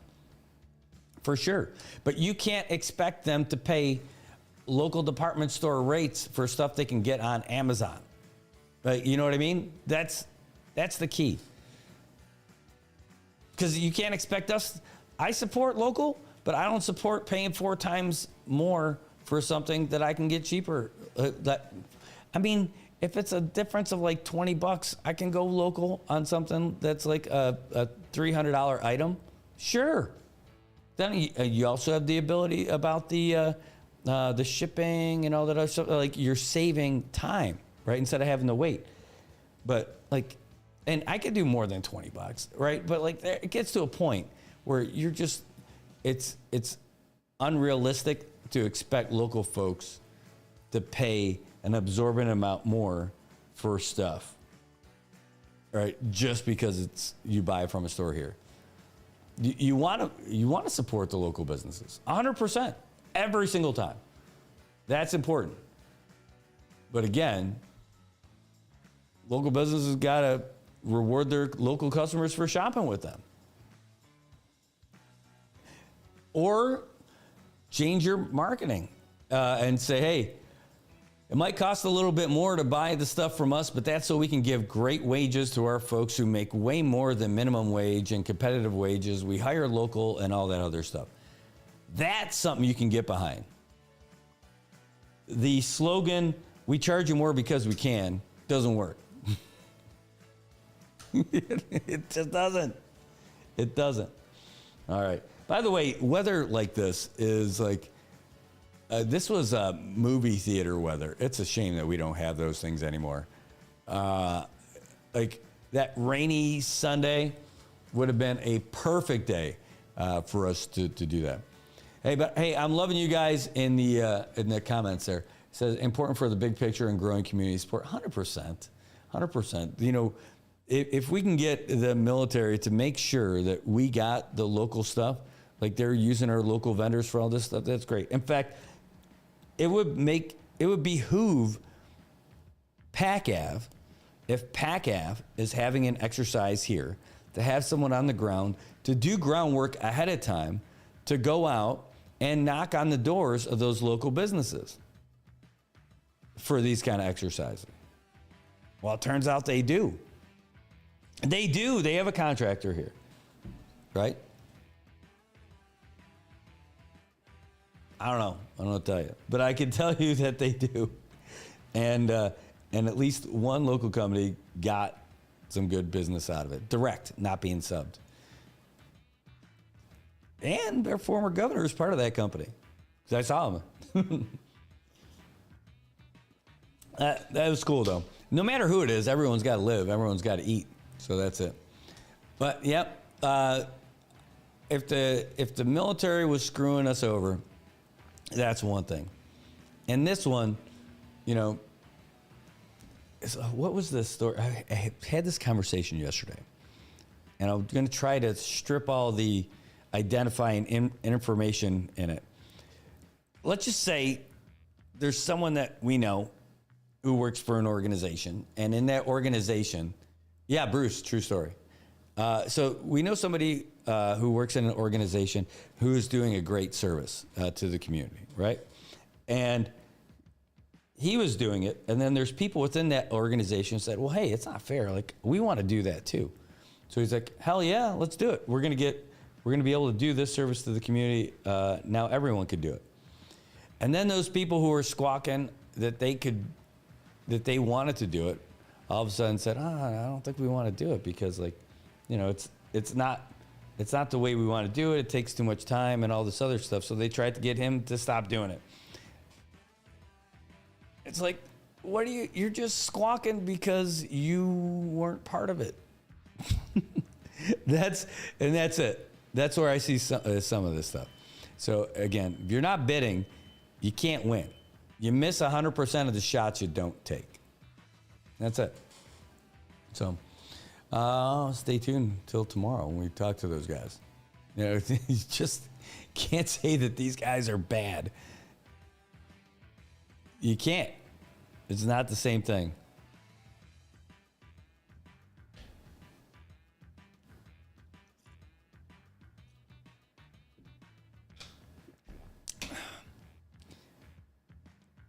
So I'm looking at this,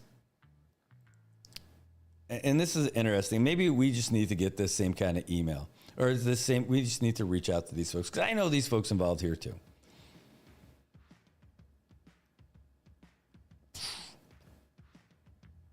It just sounds woe is me in this one.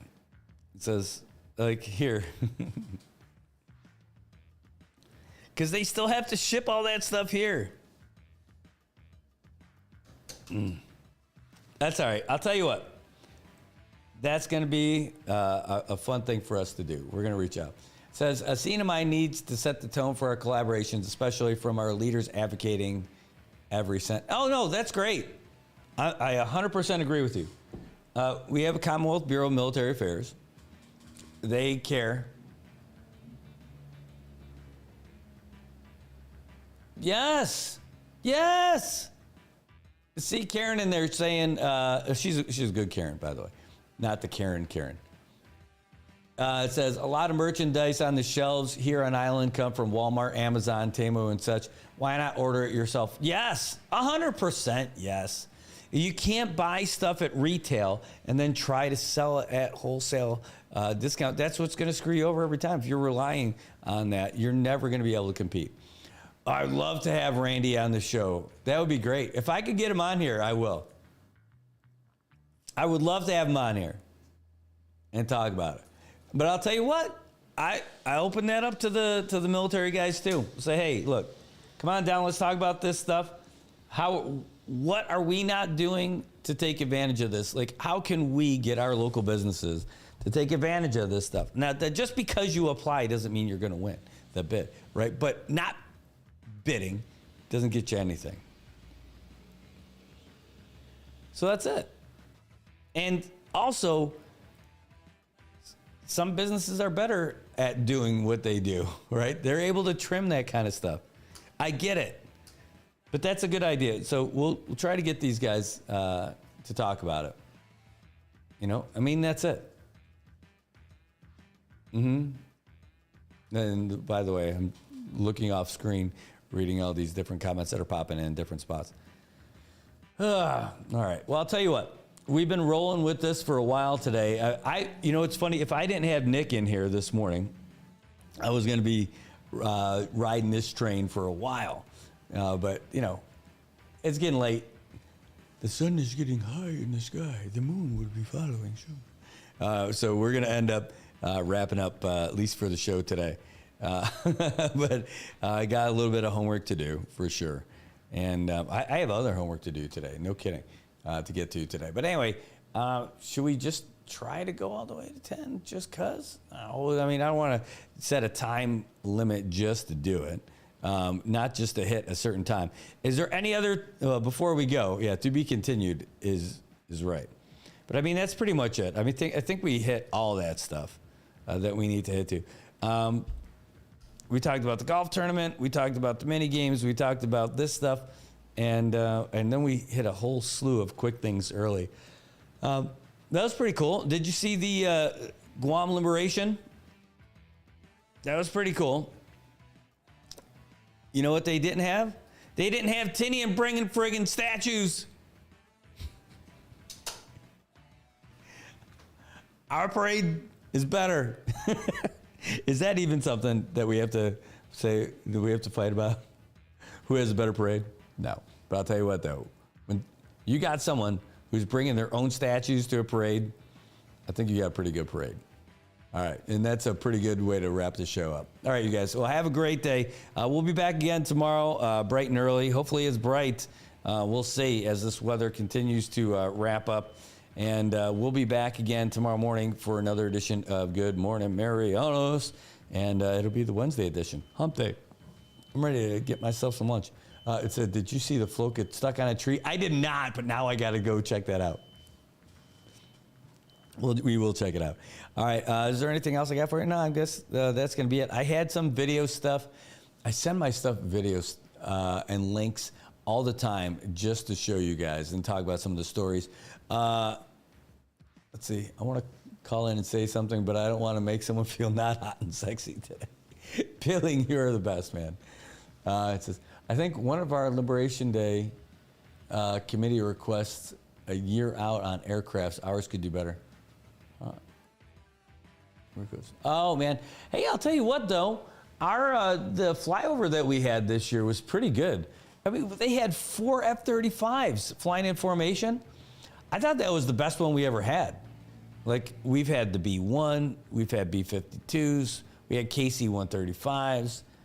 I do like the B-1. That's pretty badass. I think that's like the coolest thing. I mean, you got a supersonic bomber.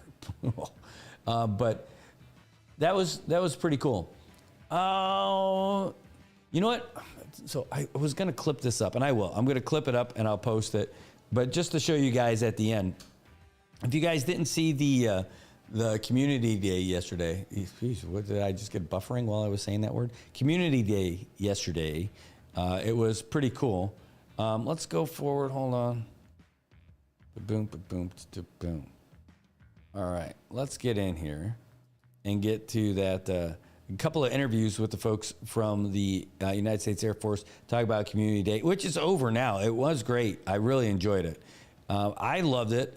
Got out there with John, our intern, who was awesome. And it was one of the things we got to check out. Hold on, let me scroll down a little bit. Just a little bit. Get down there. Here we go. This is the live one here, right? Yeah, that was the live feed. All right, and let me get, it was relatively early in here. We'll get you those interviews that we had. Oh, I love these kids. They're like, oh, are you live? Yeah, can we talk? I'm like, yes, you can. Yeah, let me back this up a little bit. I really, really enjoyed this. I was talking to a bunch of different folks that were there. So let's get this on here. Let me put the share screen on here and show you this.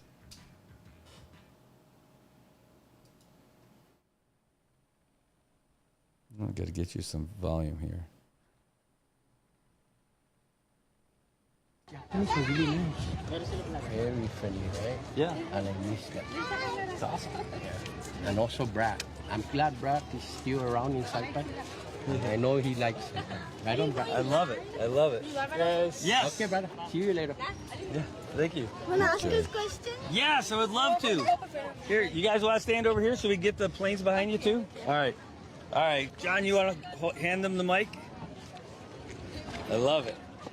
You can stand there with them too. Come. All right. All right. So tell us your name. My name is Joseph Munya and Divine Munya. All right. So are you guys brothers and sisters or married? We're cousins. Oh, you're cousins. Okay, that's good. That's good. All right. So what brought you here today? We just came over here to see like the really cool airplanes they had. All like the vehicles they have. We want to see what's up and why is it out here? What do you think? It's nice. It's really cool. Very cool pieces of equipment. 35 is actually a nice plane. Oh, the F-35? Yeah. Do you have a favorite of all of them? I think the F-22 Raptor, yeah. Yeah? Definitely. All right. That's the fastest. So why is that your favorite one? It's like a very cool piece of machinery. It can go like very high speeds and like, the engineering behind it, it's so impressive, From like all the intertwining systems that are inside of the plane. Yeah, very fascinating. It is pretty cool looking too. That's like the meanest plane on the planet. Yeah. It is. There's nothing better than that one. Did you get to go inside the helicopter? Oh, yes. I took a seat in it. It was nice. It was quite the space to work in. Oh, yeah. How about that one that's behind you? Oh, yeah. Very big. Very, very humid, though, yeah. Do you know what that one's called? No. I do believe it's like a fuel carrier, right? So it's a C-130, and that C stands for cargo. Oh. And it's called the Hercules.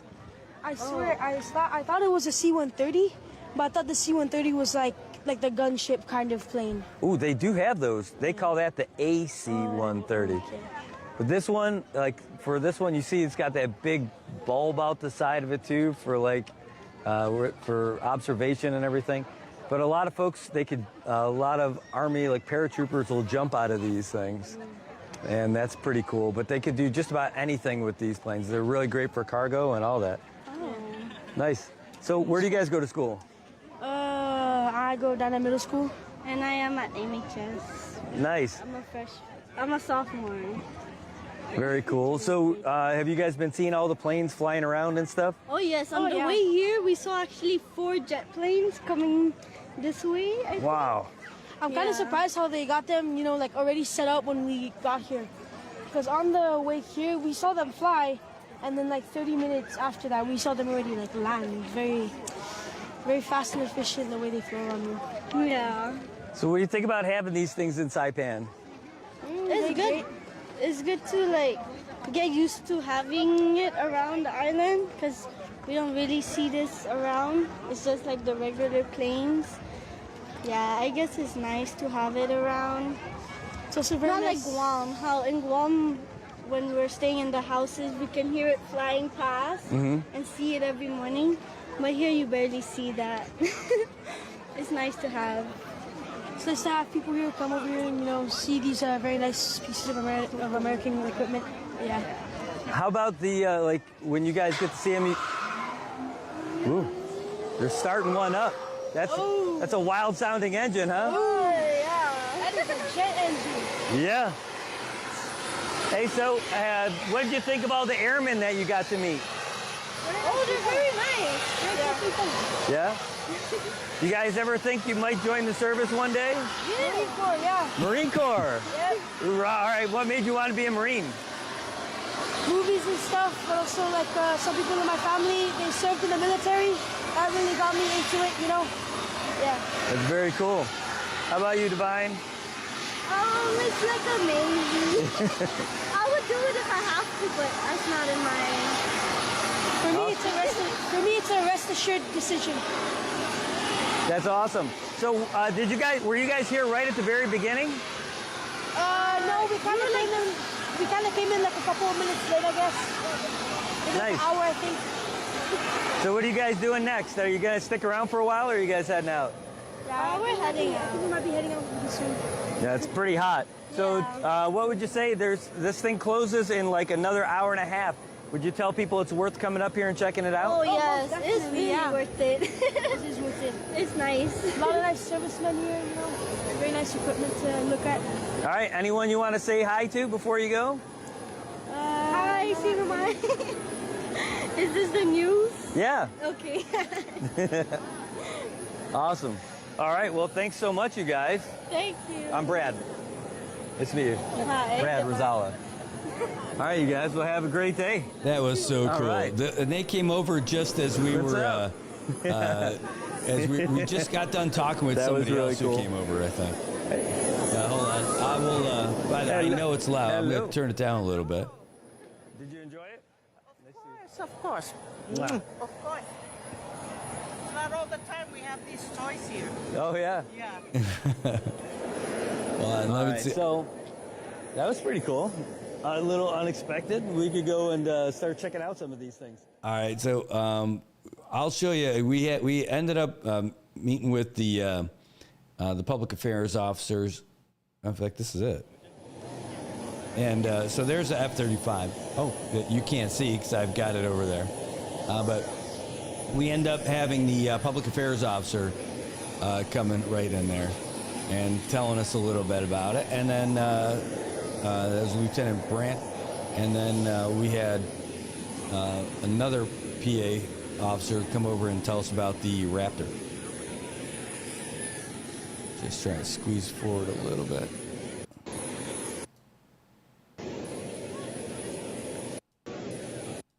This is me fast forwarding.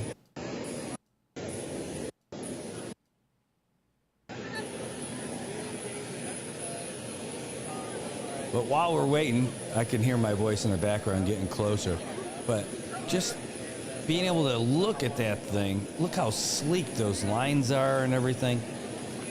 It's just pretty cool. It's a pretty easy backdrop, too. Can I get the little one? Thank you. Standing tall, looking good. There we go. Lieutenant Brandt coming in. Can you hold it? Yeah. All right, and then just think like a softball distance, especially with that thing going. Okay. And I'll do this, and I'll move to you. Okay. I'm looking at the shadow. It's almost on top of us. There we go. Awesome. You want us to hold it? With your life. Guard it Hey, with this your was life. us just streaming live hands. the whole time. All right.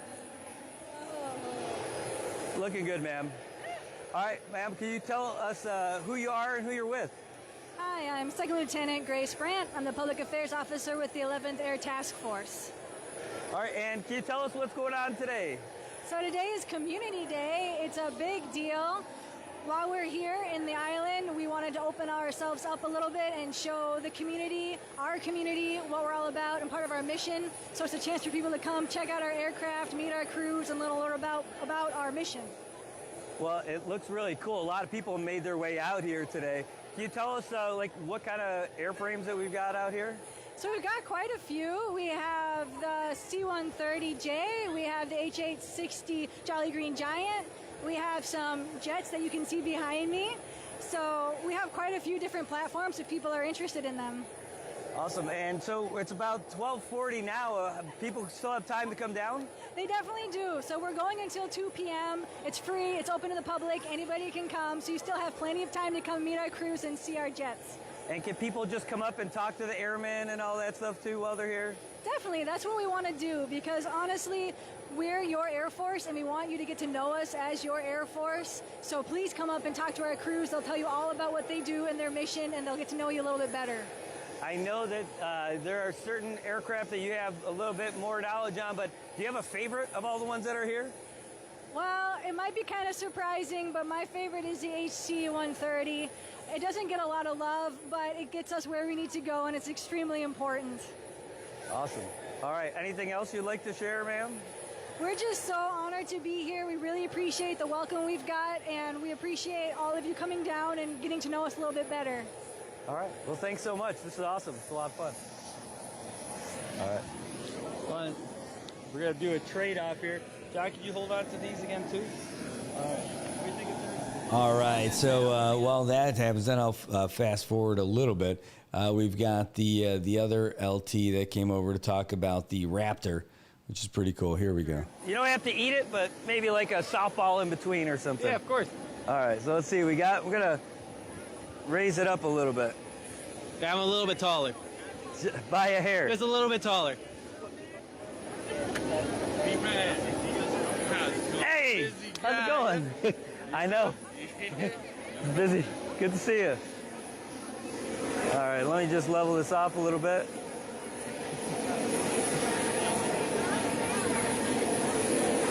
All right, sir, can you tell us who you are and who you're with? Yeah, my name is First Lieutenant Jeremiah Robinson. I am the Public Affairs Officer for the 3rd Air Expeditionary Wing. Well, sir, looks like we got some cool stuff going on here today. Oh, absolutely. We're super excited to be out here supporting the Community Day here on Saipan. From the 3rd AAW, we were able to bring out our F-22s. Super excited to be out here. All right, now we have a Toyota dealership that's Atkins Kroll. I think the AK on the tail might be a little different than that. Just a little different. So the 3rd Air Expeditionary Wing, we're out of Joint Base Elmendorf, Richardson, and Alaska.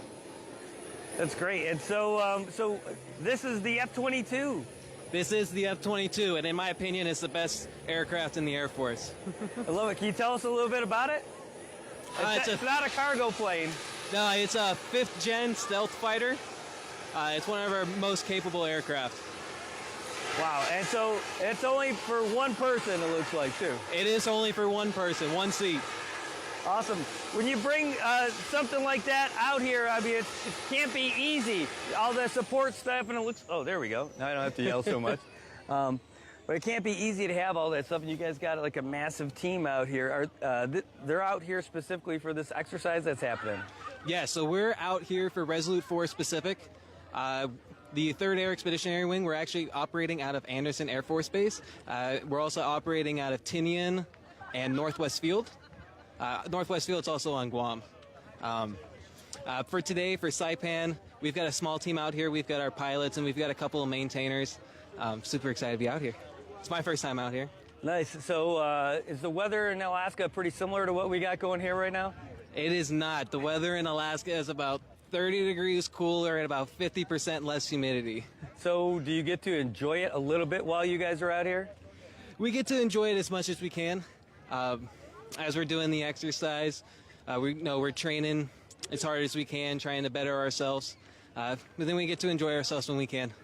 So I was a lowly infantryman in the Army, but when we had like month-long deployments for training stuff somewhere, we were out there in the sand or in the dirt or in the trees or somewhere. Never really get to interact with the community like this. But this has got to be a really kind of a different way of doing it. Do you get to do this often? So this is my first exercise. Get out! This is my first one. What we've started doing over the last few years as the AEW is we're trying to integrate more with the communities. We're trying to get out and see the people that we're actually supporting and defending, training for. So we've made it a big priority of ours is that when we get out here and we're doing these exercises, that we want to integrate with the people. Let people see who's out here, who's operating, see the aircraft that we've got out here, interact with the pilots and the maintainers. Really just show people what they don't normally get to see. So this is your favorite plane that's out here for the Air Force just across the board? I grew up in Air Force, Brett. Almost my whole entire family is in the Air Force. They all fly F-22s, all my uncles. So I've been in love with the F-22 since I was like 8 years old. Did you ever see Iron Eagle? Absolutely. Is that required viewing for an Air Force brat? It should be. I was actually an Army brat, but he was one off. Everyone else was Air Force. My dad was in the Army. So now that you're in the Air Force, is there a kids group like the Eagles that have all that kind of access? We try to be as open to the public as we can. I actually worked in the community engagement section at JBEAR. We would try to put on as many tours as we can, integrating with the local community. And then we're trying to have those same priorities here with the community here on Saipan. All right. Sounds pretty cool to me. What made you decide to join the Air Force then, growing up at Army brat? So my dad actually passed away when I was 7. My grandpa was a F-105 pilot during Vietnam. Saw that up on his wall, saw all the pictures. I'm like, I absolutely need to be in the Air Force growing up. My mom ended up marrying a guy in the Army, and he told me, you have the right plan, go into the Air Force. That's right. That's what I tell my kids, too. Hey, anything else you want to add? Just want to add, we're going to be out here till about 2 o'clock today. We're super happy to integrate with the community, and make sure you guys get out here and see some really cool stuff. Awesome. Hey, thanks so much, and thanks for your service and all that stuff. Thank you. This is great. This has been an awesome day. I can't imagine. I mean, I figure it's not going to be particularly warm up there in Alaska. I bet there's some hot days in the summer. Anchorage summer hot is about 75. That's so comfortable. That's so nice. Yeah, and that is, we're at the beach, tanning, staying warm. Well, awesome. And you guys, again, you're able to enjoy it a little bit while you're here, right? We do. Sweet. They're not working us into the ground. I love it. All right, so we've got you can see the whole thing. The post is up there for us already. So you can go check us out at the NMI News Service. When we go live with the website, that stuff's going to be on there. We're going to have all the interviews broken down so you can check them out. All the clipped stuff like today, right?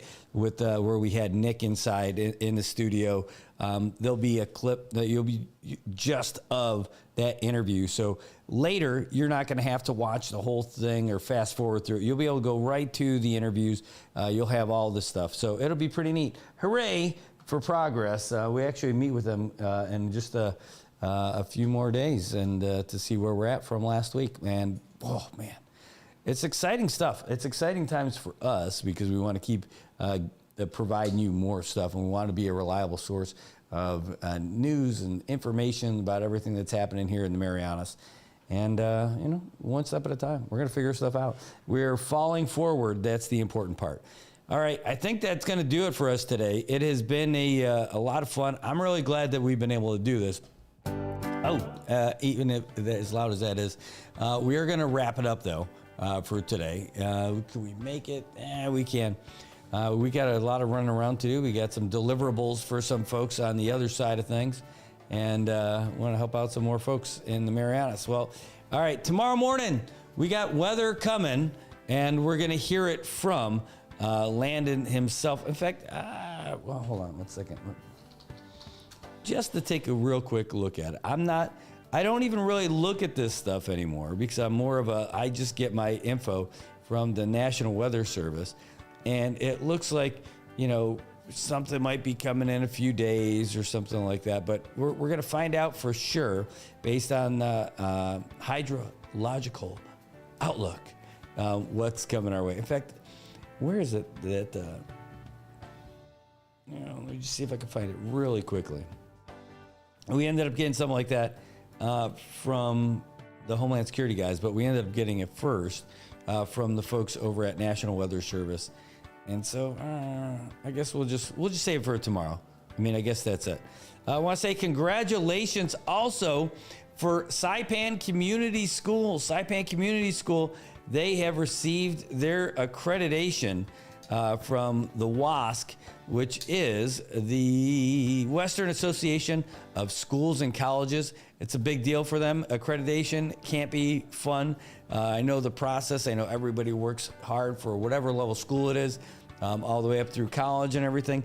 So the question is, what's next for Saipan Community School? I'm not going to tell you now, but I heard directly from the horse's mouth that there's some exciting things ahead for Saipan Community School, and I'll wait for them to release that. Maybe we'll get them to come on the show and talk about it, because I gotta say, it's exciting. It's their latest WASC accreditation, and that opens up a great bit of possibilities for them. So I'm really excited for them. I love those guys. They're awesome. They do a lot of great stuff in the community.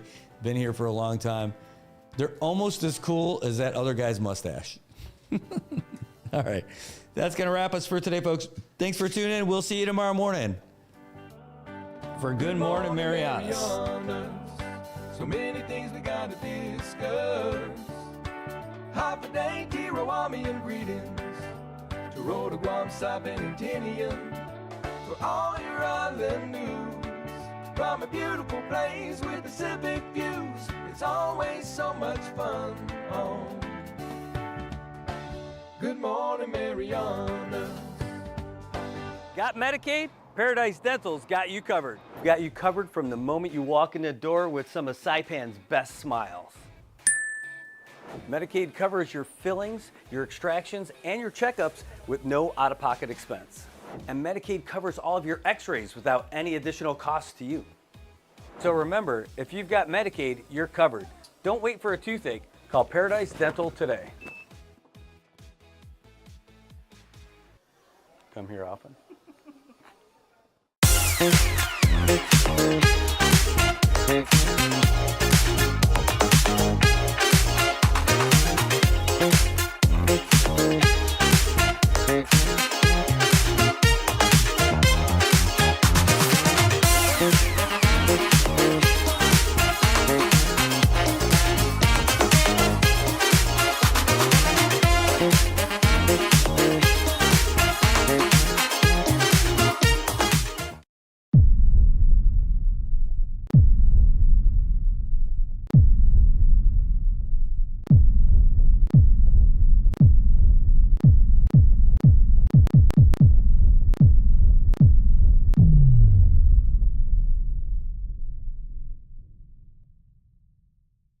Hi, I'm Shauna Brenfleck, nurse practitioner and owner of Island Skin Solutions and Wellness Clinic.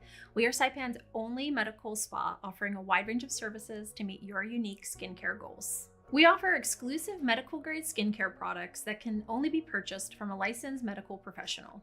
We also have the CNMI's only master esthetician who offers new patient consultations that include a mini facial tailored to your needs. Schedule your consultation today to get started on your skincare journey. Half a day, golfers. It's Hanmi's 40th anniversary, and you're invited to the 23rd Annual Hanmi Charity Classic Golf Tournament on Saturday, July 26th at Lalaway Golf and Resort, West Course. Cash, cars, and other incredible prizes with our popular Blackjack Double Peorio format, anyone can win. Only $130 or $110 if you register before July 11th. Awards luncheon and our awesome raffle at the course. And a portion of our proceeds will benefit the good work of the Commonwealth Cancer Association. So register today at Lau, and we'll see you on Saturday, July 26th. From your friends at Hanmi, building a stronger Commonwealth with you since 1985.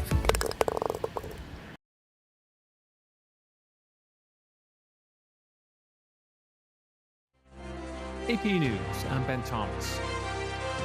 In Louisville, Kentucky, a federal judge has sentenced a former police officer to nearly 3 years in prison for using excessive force during the deadly Breonna Taylor raid 5 years ago. Lisa Dwyer has details. The Justice Department had recommended no prison time for Brett Hankinson. Hankinson, who fired 10 shots during the raid but did not actually hit anyone, was the only officer on the scene charged in the black woman's death in 2020. He is the first person sentenced to prison in a case that spawned weeks of street protests over police brutality. The Bureau of Prisons will now determine where and when Hankinson starts his sentence. I'm Lisa Dwyer. Martin Luther King Jr.'s 2 living children are urging people to tread lightly with newly released FBI records on the surveillance of King and his assassination.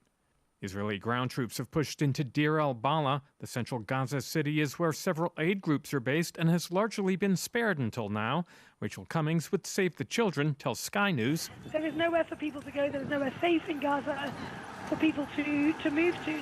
And President Trump's threatening to hold up a stadium deal for Washington's football team if it doesn't restore its old name. Gethin Kulbaugh has the latest. Trump said Sunday on his social media site that the Washington Commanders should revert to the Redskins and the Cleveland Guardians should return to the Indians.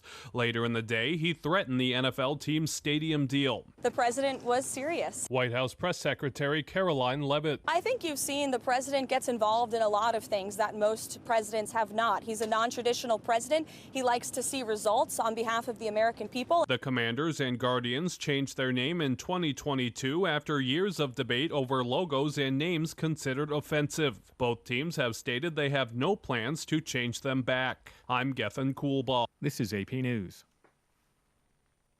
An appeals court's ordered a new trial for the man convicted in an infamous 1979 killing of a young boy in New York City. Julie Walker has the case. 6-year-old Eitan Pates was among the first missing children pictured on milk cartons. Disappearing in 1979, his body was never found. It took police decades to arrest Pedro Hernandez for the murder. Monday, an appeals court overturned the 2017 conviction because of an issue involving how the trial judge handled a jury note. His first trial ended in deadlock in 2015. Hernandez was a teenager working at a Soho convenience store when Eitan, walking alone from home to his school bus stop, vanished. He later confessed to choking the 6-year-old, but his lawyers maintain it was a false confession and he was mentally ill. Julie Walker, New York. There's more news and the latest developments at apnews.com. I'm Ben Thomas. Thanks for listening.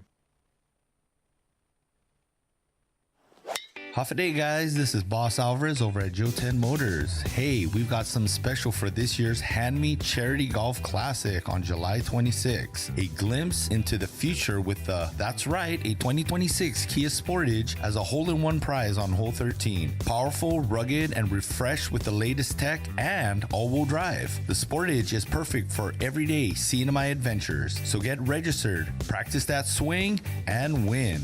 That's right. Try your luck and register today at Lau Golf and Resort for the 23rd annual Hand Me Charity Classic Golf Tournament. With our popular blackjack double Peoria format, anyone can win. Only $130 or $110 if you register by July 11th. Awards luncheon and our always awesome raffle after the game at the course. And a portion of our proceeds will benefit the Commonwealth Cancer Association. The Hand Me Charity Classic Golf Tournament on July 26th. From your friends at Hanmi, building a stronger Commonwealth with you since 1985.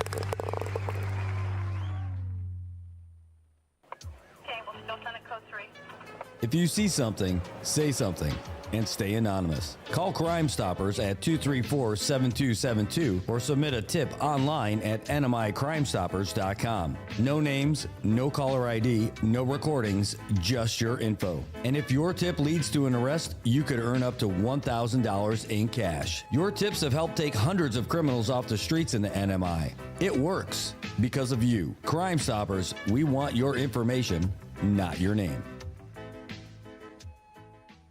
PHI is your local pharmacy serving customers in Cagman, Garapan, and Dandan since 1996.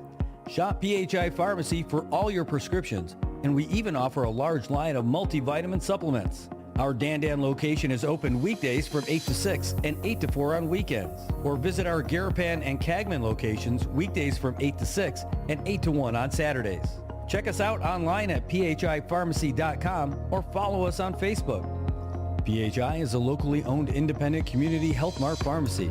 Health Mart, taking the time to listen and care.